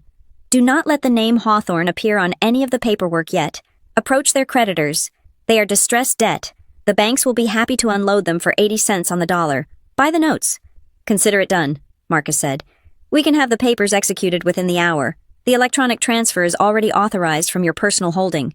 Good. Now, here are the instructions for the morning, I said, my voice cold and professional. Once we own the debt, I want you to trigger the default clauses. They missed a covenant ratio last Tuesday. Use that. Freeze the disbursement of any remaining funds. I want Harrison Langford to wake up tomorrow morning and realize his credit cards don't work and his business accounts are locked. That is aggressive, Marcus noted. It will paralyze the construction company. There is a condition, I added quickly. I am not a monster. I want you to ring-fence the payroll account for the workers, the construction crews, the site managers, the administrative staff they get paid. If the accounts are frozen, authorize a direct injection from Vanguard Horizon to cover payroll for the next 3 months. I will not have innocent families starving because Harrison Langford needed to buy a new Bentley while his company burned. Understood, Marcus said. Protect the labor. Squeeze the ownership. Standard hostile restructuring. Anything else? Yes, the audit, I said. Initiate a forensic audit on the ethics and leadership clause of the bridge loan we just bought. I want them to sweat. I want them to spend the next 48 hours wondering which skeleton is going to fall out of the closet first. And Marcus, make sure the notification of the debt sale is delivered to Harrison electronically during the gala. I want him to receive the email while he is shaking hands. You are enjoying this, Marcus said. I am correcting a market inefficiency, I said. And Marcus, the dossier on Serena Vale. Send the final version to my main phone. I need the police case numbers for the theft ring in Miami. Sent? It is a long list. Holly, she has an outstanding warrant in Florida for check fraud under the alias Sarah Valesky. Perfect, I said. Thank you. Marcus? I hung up. I slipped the device back into my bag. I looked at myself in the mirror. The black dress was simple. Yes, but it was armor. And the piece of paper I had just signed the agreement that Evelyn thought was a leash was actually a shield. When the dust settled and the Langford Empire collapsed under the weight of its own corruption, that document would ensure that not a single creditor could come after me. Carter couldn't ask for a bailout. Evelyn couldn't claim I owed them family loyalty. They had legally severed me from their mess. I opened the door and walked out into the foyer. The family was waiting. Harrison looked slightly more relaxed now that the problem of my potential gold digging had been solved. Evelyn was adjusting Serena's shawl. Carter was checking his phone. Finally, Evelyn sighed. The car is waiting. Holly, try to sit in the back jump seat. We need room for Serena's dress. Of course, I said. I followed them out to the stretch limousine. The driver held the door. I climbed into the cramped jump seat, facing backward, looking at the four of them. They looked like royalty. They smelled like expensive perfume. They were smiling, ready to go to the gala and pretend they were the kings and queens of Santa Barbara. I sat there, clutching my bag, and smiled back. It was a long drive to the venue. I spent it watching them. Harrison was boasting about a new deal he was sure would close on Monday. He didn't know his lender had just changed from a friendly bank to a shell company owned by the woman sitting across from him. Serena was talking about how she might run for office one day, following in her father's footsteps. She didn't know that a PDF file containing her mugshot from a Florida arrest 4 years ago was currently sitting in my inbox. Carter was staring out the window, looking moody. He probably thought he was the victim in all this. He probably thought he was making a noble sacrifice by dating me. He didn't know that he had just signed away his access to a billion-dollar fortune because he was too afraid to stand up to his mother. You are very quiet, Holly, Evelyn observed as the limo turned onto the highway. I hope you are not sulking about the contract. It really is for the best. I am not sulking, Evelyn, I said, my voice light and airy. I was just thinking about how right you were. Oh, yes, I said. You said that we need to protect our assets. You said that we shouldn't let emotions get in the way of business. I think that is excellent advice. I am really taking it to heart. Evelyn nodded, satisfied. Well, I am glad you finally understand how the world works. It is about leverage, my dear, and protecting what is yours. Exactly, I whispered. The limo slowed down. We were approaching the venue. I could see the searchlights sweeping the sky. I could see the red carpet and the paparazzi flashing their cameras. This was their stage. They had built it to show off their splendor. But they had forgotten one thing about stages. They are also where tragedies are performed. I patted my clutch one last time. The contract, the video, the dossier, the debt purchase confirmation. I wasn't walking into a party. I was walking into a courtroom, and I was the judge, jury, and executioner. Ready? Carter asked, looking at me. More than you can imagine, I said. The door opened, the flashbulbs popped, and the nightmare for the Langfords truly began. The limousine glided to a halt in front of the Santa Barbara Biltmore Four Seasons. Outside the tinted windows, the world was a blur of flashing strobes and shouting paparazzi. The gala was the event of the season, a fundraiser for oceanic preservation that doubled as a peacocking ground for every desperate socialite and underwater business tycoon on the West Coast. Inside the car, the air was perfumed with expensive anxiety. Harrison was checking his cufflinks for the 10th time. Serena was practicing her smile in a compact mirror, ensuring no lipstick had migrated to her teeth. Carter was staring at his phone, likely deleting the texts he had sent me earlier about making things right.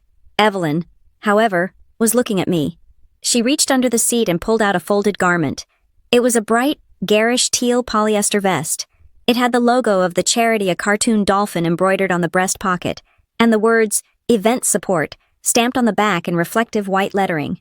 Here, Evelyn said, tossing it into my lap. I looked at the vest. Then I looked at her. What is this? I asked. It is a volunteer vest, Evelyn said, her voice smooth and venomous. I spoke to the coordinator earlier. Since you are not a ticketed guest, tickets were $5,000 a plate. After all, I arranged for you to enter as part of the support staff. You will help with the silent auction.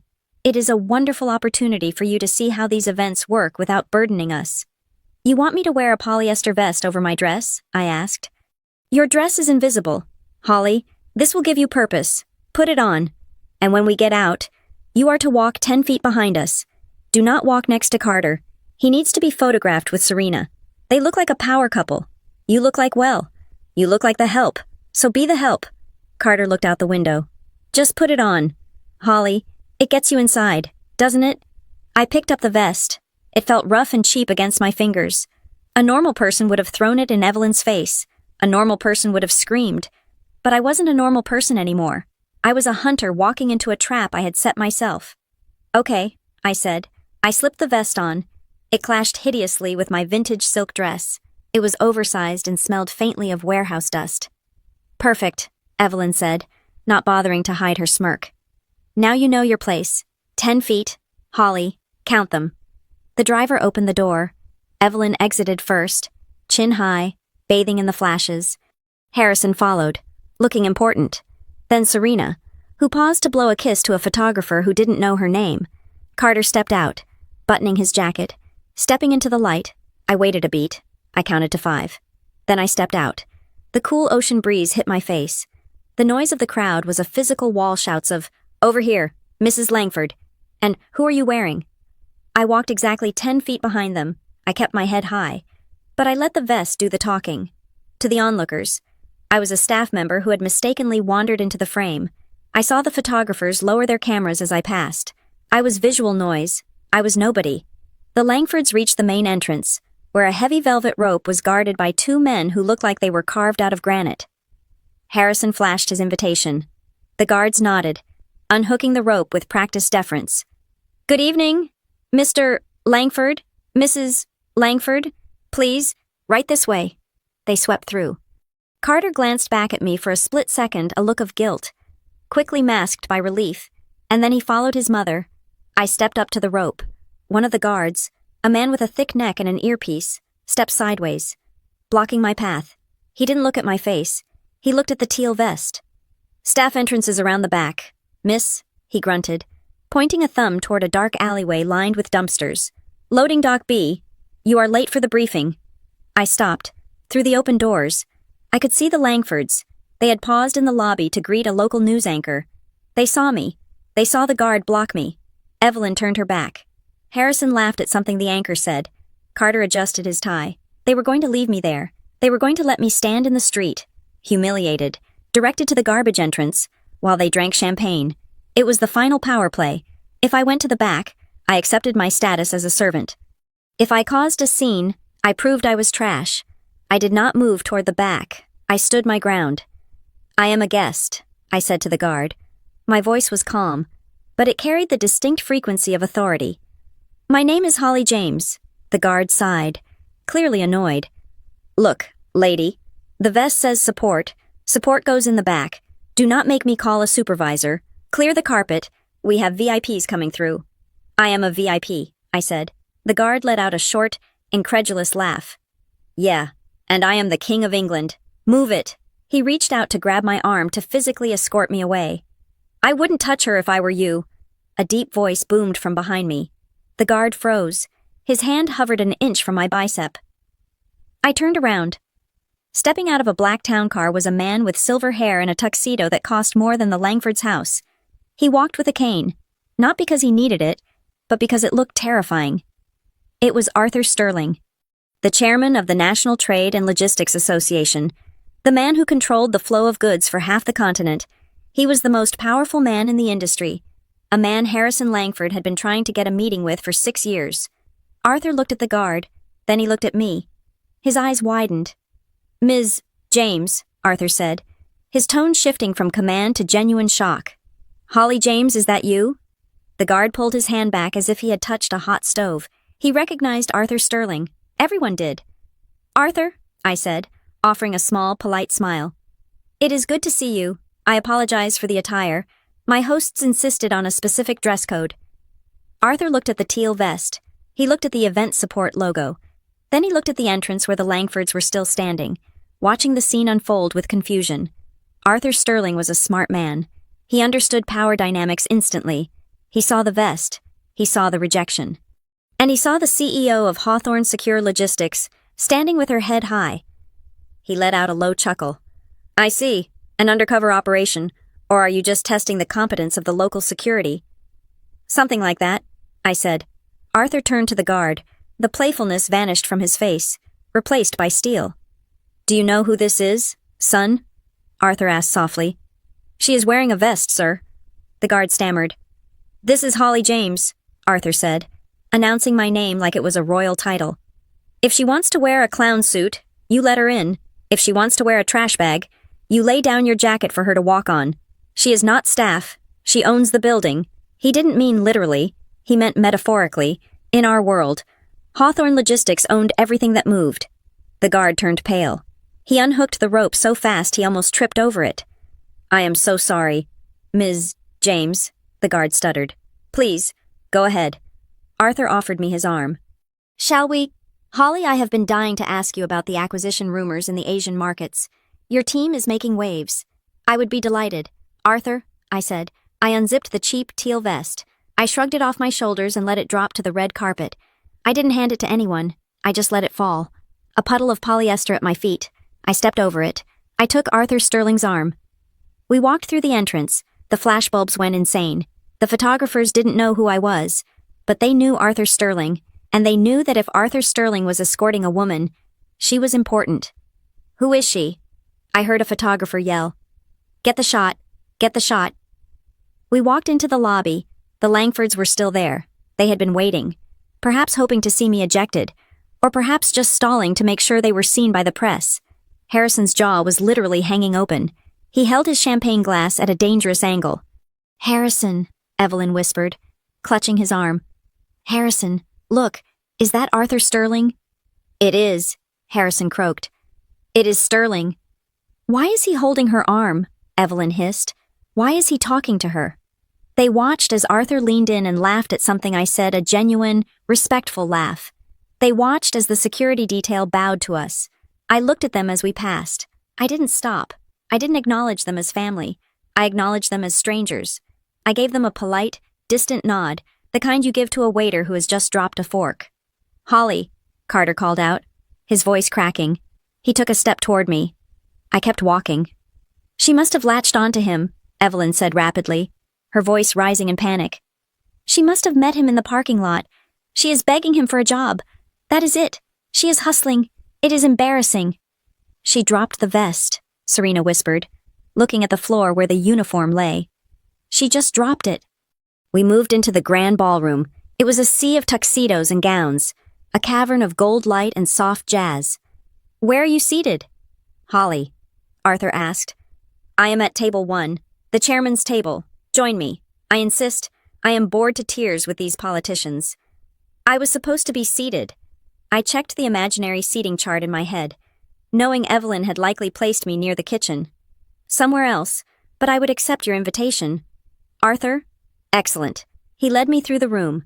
We walked past the B-list celebrities. We walked past the local business owners. We walked straight to the center of the room, to the table that was elevated on a small dais. The Langfords trailed behind us, heading toward table 4, a respectable table, but definitely not the table. They watched as the maitre d' pulled out a chair for me next to Arthur Sterling. They watched as a waiter immediately poured me a glass of vintage Dom Perignon. They watched as the mayor of Santa Barbara leaned across the table to shake my hand. Harrison stopped walking. He stood in the middle of the aisle, causing a traffic jam of waiters. She is at table 1, Harrison whispered. The color had drained from his face, leaving it the color of old parchment. Evelyn, she is at the chairman's table. It is a mistake, Evelyn insisted, though her hand was trembling as she adjusted her shawl. It has to be. Maybe she is the entertainment. She is not singing, Evelyn, Harrison snapped. Arthur Sterling just introduced her to the mayor. Look at them. They are talking business. Carter stared at me. For the first time all weekend, the fog of his entitlement seemed to be lifting, replaced by a cold, creeping realization He looked at the woman in the black dress who was commanding the attention of the most powerful men in the room. He looked at me, and he realized he didn't know me at all. I felt their gaze. It was a physical weight, heavy with fear and confusion. I turned my head slightly. I caught Harrison's eye across the room. I raised my champagne glass, a small, silent toast, to the end. I thought. Harrison didn't toast back. He looked like he wanted to run, but there was nowhere to run. The doors were closed, the gala had begun, and the executioner was sitting at the head of the table. The gala dinner was in full swing, a cacophony of clinking silverware and polite, empty laughter. I sat at table 1, the seat of honor, listening to Arthur Sterling recount a story about a supply chain crisis in the Baltic Sea. I was nodding, engaged, but my peripheral vision was locked on table 4. The Langfords were not eating, they were huddled together, whispering furiously, their eyes darting toward me every few seconds like nervous prey sensing a predator in the tall grass. They looked desperate, they looked confused, and finally, they looked resolved. I saw Evelyn stand up. She grabbed a full glass of red wine from the waiter's tray passing by. She didn't hold it by the stem. She gripped the bowl like a weapon. She began to walk toward the dais, her face set in a mask of concern that didn't reach her cold, dead eyes. Serena followed close behind, clutching her purse, a cruel smirk playing on her lips. "Here we go," I whispered to myself. Arthur stopped talking. He followed my gaze. "Is there a problem? Holly?" "Just a final attempt at a power play." "Arthur," I said calmly. "Watch." Evelyn reached our table. She didn't greet the mayor. She didn't acknowledge Arthur Sterling. She looked only at me.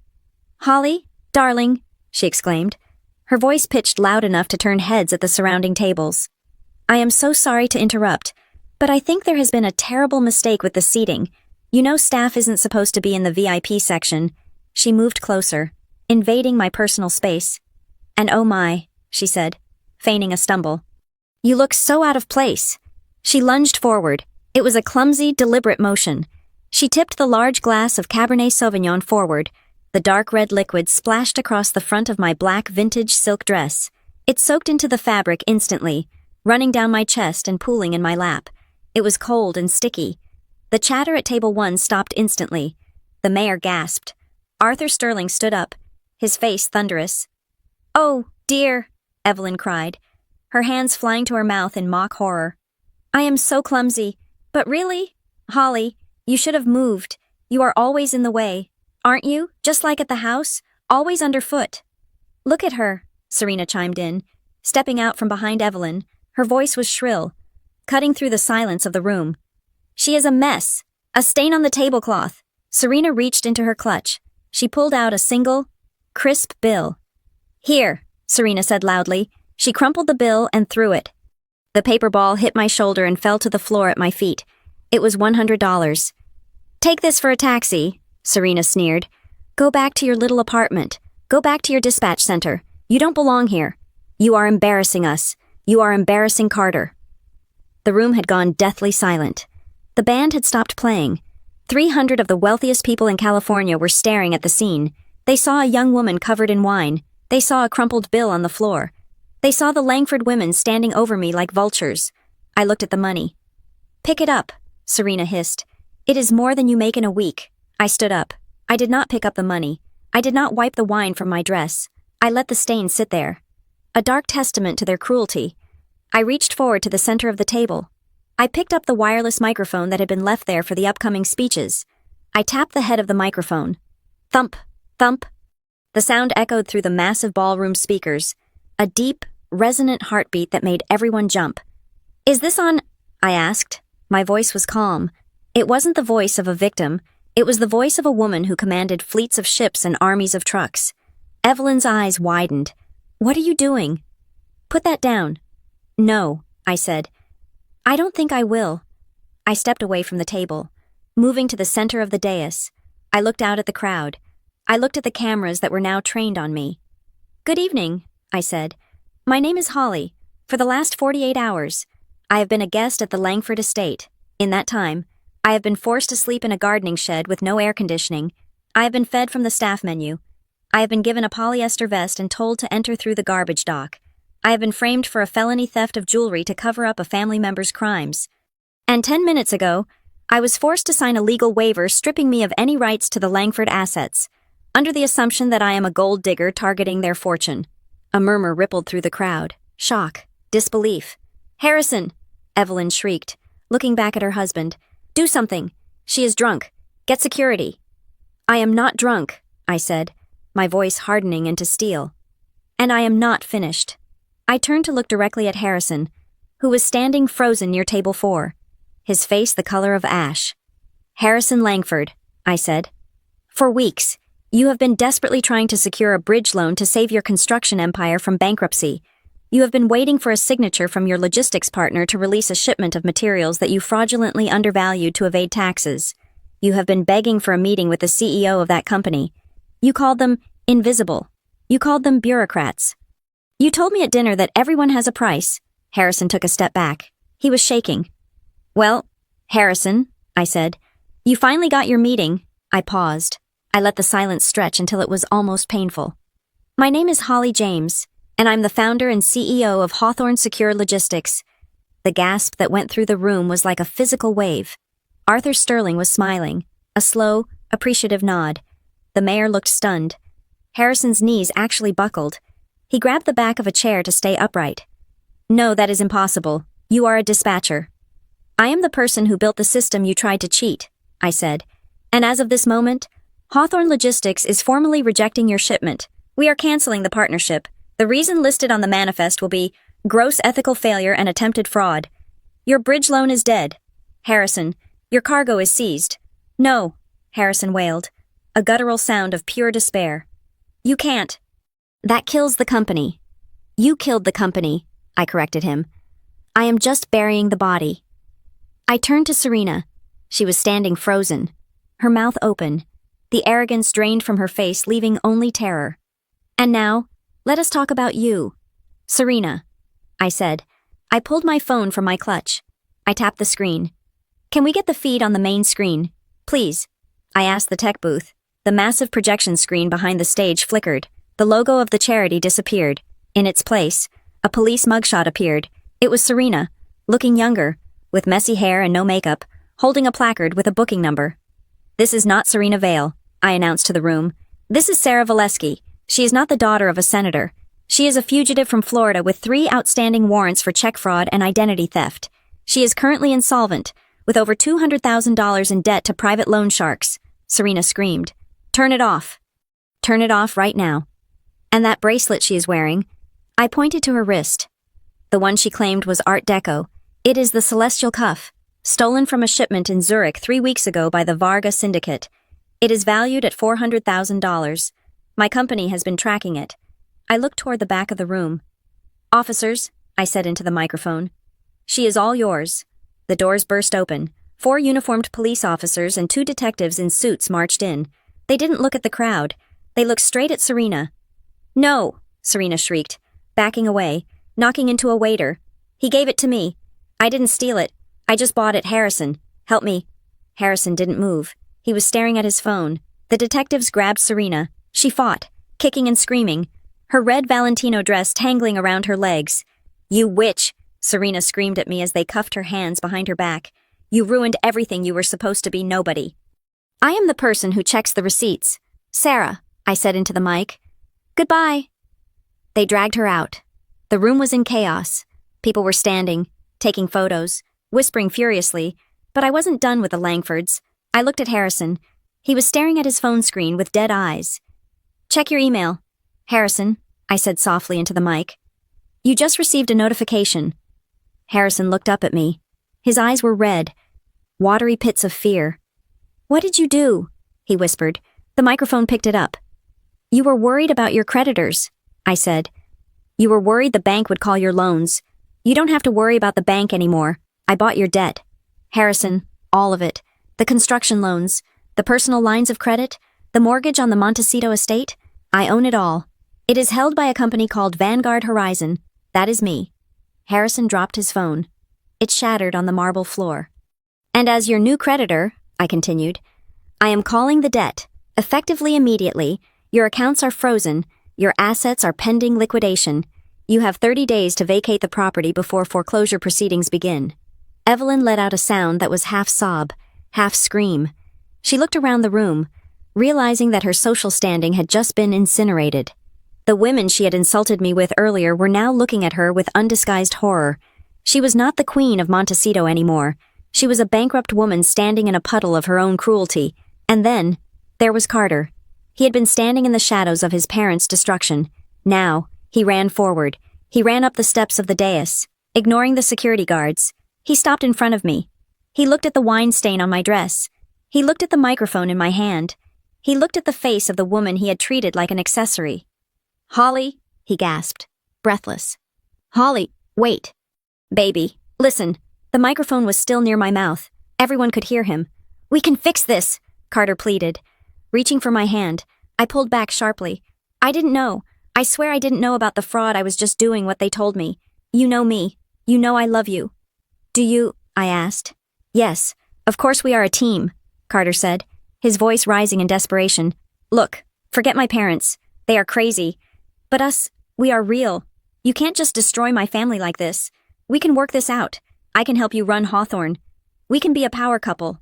Just call off the debt. Please, for us." He was begging. In front of 300 people. Carter Langford was begging for his lifestyle. He wasn't begging for me. He was begging for access to the checkbook. I looked at him.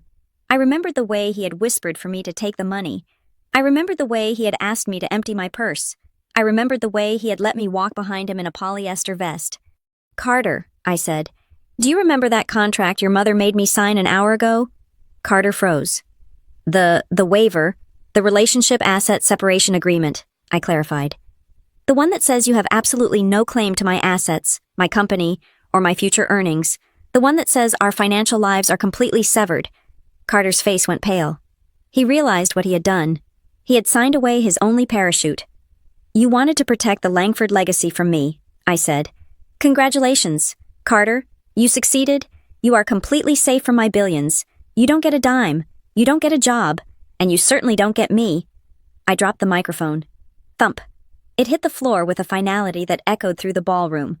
I turned to Arthur Sterling.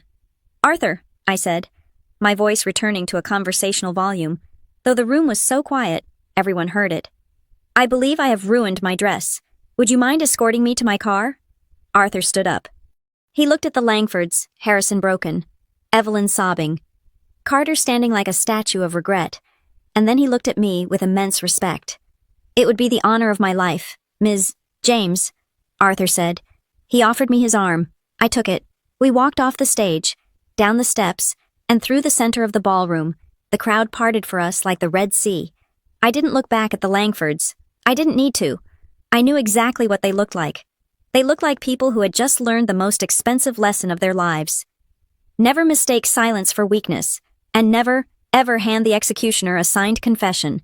The ride back to the Montecito estate was not shared. I had left the gala in Arthur Sterling's town car, while the Langfords had been forced to wait for their limousine in the glare of the paparazzi flashbulbs, answering shouted questions about why the police had dragged their daughter-in-law away in handcuffs. I arrived at the house 20 minutes before they did. The heavy iron gates opened for me, not because I had a remote, but because the new security team I had hired was already stationed at the perimeter. I walked into the house. It was silent. The staff had been dismissed for the night, sent home with a generous bonus I had wired to them directly. I did not go to the carriage house. I went to the main library. I sat in Harrison's high-backed leather chair. It was oversized and smelled of cigars and self-importance. I placed a single file folder on the mahogany desk. Beside it, I placed a glass of water. Standing in the shadows of the room was Marcus, my general counsel, who had flown in from San Francisco while the gala was imploding. We waited. Eventually, the front door slammed open. "I am going to kill her." Evelyn's voice echoed from the foyer, shrill and hysterical. "I am going to sue her for defamation. I am going to ruin her." "Keep your voice down." "Evelyn," Harrison groaned. He sounded like a man who had aged 10 years in 2 hours. "My phone has not stopped ringing. The board members, the bank, everyone saw the live stream." "Where is she?" Carter asked. "Her stuff is still in the shed. She has to come back for her car." They stormed down the hallway. They were looking for a fight. They were looking for a victim to scream at to make themselves feel powerful again. They thought that even if they had lost face in public, this house was still their fortress. The library doors were open. They stopped dead in the doorway. Harrison stared at me sitting in his chair. He stared at Marcus, a man in a sharp charcoal suit who looked like a shark in human clothing. "Get out of my chair," Harrison growled, though his voice lacked its usual bite. "Who the hell are you people? How did you get in here?" "I think you should sit down, Harrison," I said calmly. "But not in this chair. Try the guest ones. They are a bit lower, but you will get used to it." "This is trespassing," Evelyn shrieked, stepping forward. "Get out of my house before I call the police." "We already called the police, Mrs. Langford," Marcus said smoothly. "They are aware that the new owner is on the premises conducting an asset inventory. They have no issue with it." The room went silent. "New owner?" Carter asked, his voice trembling. "What are you talking about?" I tapped the file folder on the desk. "At 7:30 this evening," I said. "A holding company called Vanguard Horizon purchased the entirety of the debt secured against this property, as well as the outstanding construction loans of Langford Development, at 8:15, immediately following the public revelation of fraud and the arrest of Serena Vale. Vanguard Horizon exercised the default clause in your mortgage agreement. The moral turpitude clause is very specific. Harrison. Criminal activity on the premises allows for immediate acceleration of the debt." I looked him in the eye. "You couldn't pay the accelerated debt." I continued. "So, the title has reverted to the lender. I am the lender. This is my house." Harrison collapsed into one of the guest chairs. He looked around the room, at the books, the paintings, the legacy he thought was untouchable. "You can't do this," he whispered. "We have rights, squatters' rights, something—" "You have 72 hours to vacate the premises," Marcus corrected him, sliding a paper across the desk. "This is the eviction notice. It is generous. Usually, we only give 24. Carter stepped forward. He looked frantic. The reality that he was about to be homeless was crashing down on him. "You can't kick us out, Holly," Carter said, trying to summon some of his old charm, but looking more like a frightened child. "We were together. We have a relationship. Under California law, if we cohabitated, I have rights. You promised to support me. You can't just leave me with nothing." He looked at his mother for support. Evelyn nodded vigorously. "Exactly," Evelyn cried. "You lived here. You were part of the family. You cannot just steal our home. Carter will sue you for palimony, for emotional distress. He is entitled to half of what you have if you were common law partners." It was the move I had been waiting for, the desperate grab for cash. I didn't speak. I just smiled. I reached into my bag, the same battered clutch they had mocked all weekend, and pulled out a folded document. It was the relationship asset separation and waiver of claims agreement. I unfolded it slowly. I smoothed it out on the desk. "Do you recognize this, Evelyn?" I asked. Evelyn stared at the paper. Her face went gray. "You made me sign this 3 hours ago," I said. "You were so terrified that I was a poor girl trying to steal your son's money that you drafted the most restrictive separation agreement my lawyers have ever seen. It states, quite clearly, that our assets are forever separate. It states that Carter Langford has absolutely no claim to the property, income, or future earnings of Holly James. It waives all rights to support, alimony, or legal recourse." I turned the document around so they could see my signature, and Carter's signature, and Evelyn's witness signature. "You built a wall to keep me out, Evelyn," I said softly. "But you forgot to check which side of the wall the money was on. Now, that wall is locking you out." Carter stared at the paper. He looked at his mother with pure hatred. "You made her sign it," Carter whispered. "Mom, you made her sign it." "I was protecting you," Evelyn stammered, backing away. "I thought she was a dispatcher. I thought she wanted your trust fund." "My trust fund is gone," Carter yelled. "Dad spent it on the bridge loan. This was my only chance." He turned to me, tears streaming down his face. Real tears this time. "Holly, please," he begged, falling to his knees in front of the desk. It was a pathetic sight. "I didn't know. I swear. I am a victim here too. They controlled me. But I love you. You know I do. We can fight this together. Just tear up the contract. Let me in." I looked down at him, for a moment. I remembered the man I met in the coffee shop, the man who made me laugh, the man I thought was different. "Marcus," I said. "Show him the texts." Marcus opened a tablet and placed it in front of Carter. On the screen was a thread of messages recovered from Carter's phone cloud backup during the audit. They were messages between Carter and a friend named Todd. Dated 2 weeks ago. Carter. Bringing the dispatch girl home this weekend. Mom hates her. But she is easy. Low maintenance. Todd. Why bother if she is broke, Carter? She is a placeholder, man. She pays half the rent in LA. She cooks. She doesn't ask questions. Once the construction deal closes and I get my bonus, I will dump her and find someone with actual status. Just need to wait for the right time. Carter read the messages. He stopped breathing. I leaned forward. I wasn't a girlfriend to you. Carter, I said. I was a discount appliance. You didn't love me. You loved that I was cheap. Carter looked up. He didn't have an excuse. The digital evidence stripped him of his last defense. He slumped back on his heels, defeated. Harrison finally spoke. His voice was hollow, broken. The company, Harrison rasped. Langford Construction. It employs 200 people. The site's the contracts. If you liquidate it, those people lose their jobs. My grandfather built that company. I know, I said. And unlike you, I care about those 200 people. I slid another document across the desk. I am not going to liquidate the company, I said. I am acquiring it. I am buying the operating assets of Langford Construction for the sum of $1. $1, Harrison choked. It is worth millions. It is worth nothing, I said. It is drowning in debt, tainted by fraud, and led by a man who is about to be indicted for tax evasion. The brand is toxic. I am buying the equipment and the payroll liability. I am saving the jobs, but the Langford name dies tonight. I pointed to the signature line. Sign the transfer, Harrison, or I let it go into bankruptcy, and your employees lose their pensions. It is your choice. Do one decent thing in your life. Harrison looked at the pen. His hand shook violently. He looked at Evelyn, who was weeping silently in the corner. He looked at Carter, who was staring at the floor. He picked up the pen. He signed. Thank you, I said. The company will be rebranded as Blue Ridge Construction effective tomorrow. My management team is already en route to the headquarters to secure the files. I stood up.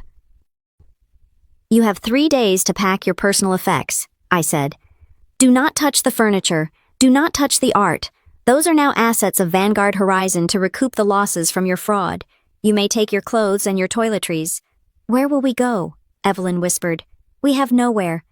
I believe there is a motel on the highway, I said. It is very reasonable. I think a room costs about what you paid for that bottle of wine you wasted on my dress. I walked around the desk. I picked up my clutch. I walked past Harrison. I walked past Evelyn. I stopped in front of Carter. He was still kneeling, broken and exposed. He looked up at me. I lost you, he whispered. I am so sorry. Holly, I lost the best thing I ever had. I looked at him, and I felt absolutely nothing. The anger was gone. The hurt was gone. There was only the cool, clear indifference of a stranger. You didn't lose me. Carter, I said. I was never yours to begin with. You were dating a mirror. You only saw what you wanted to see.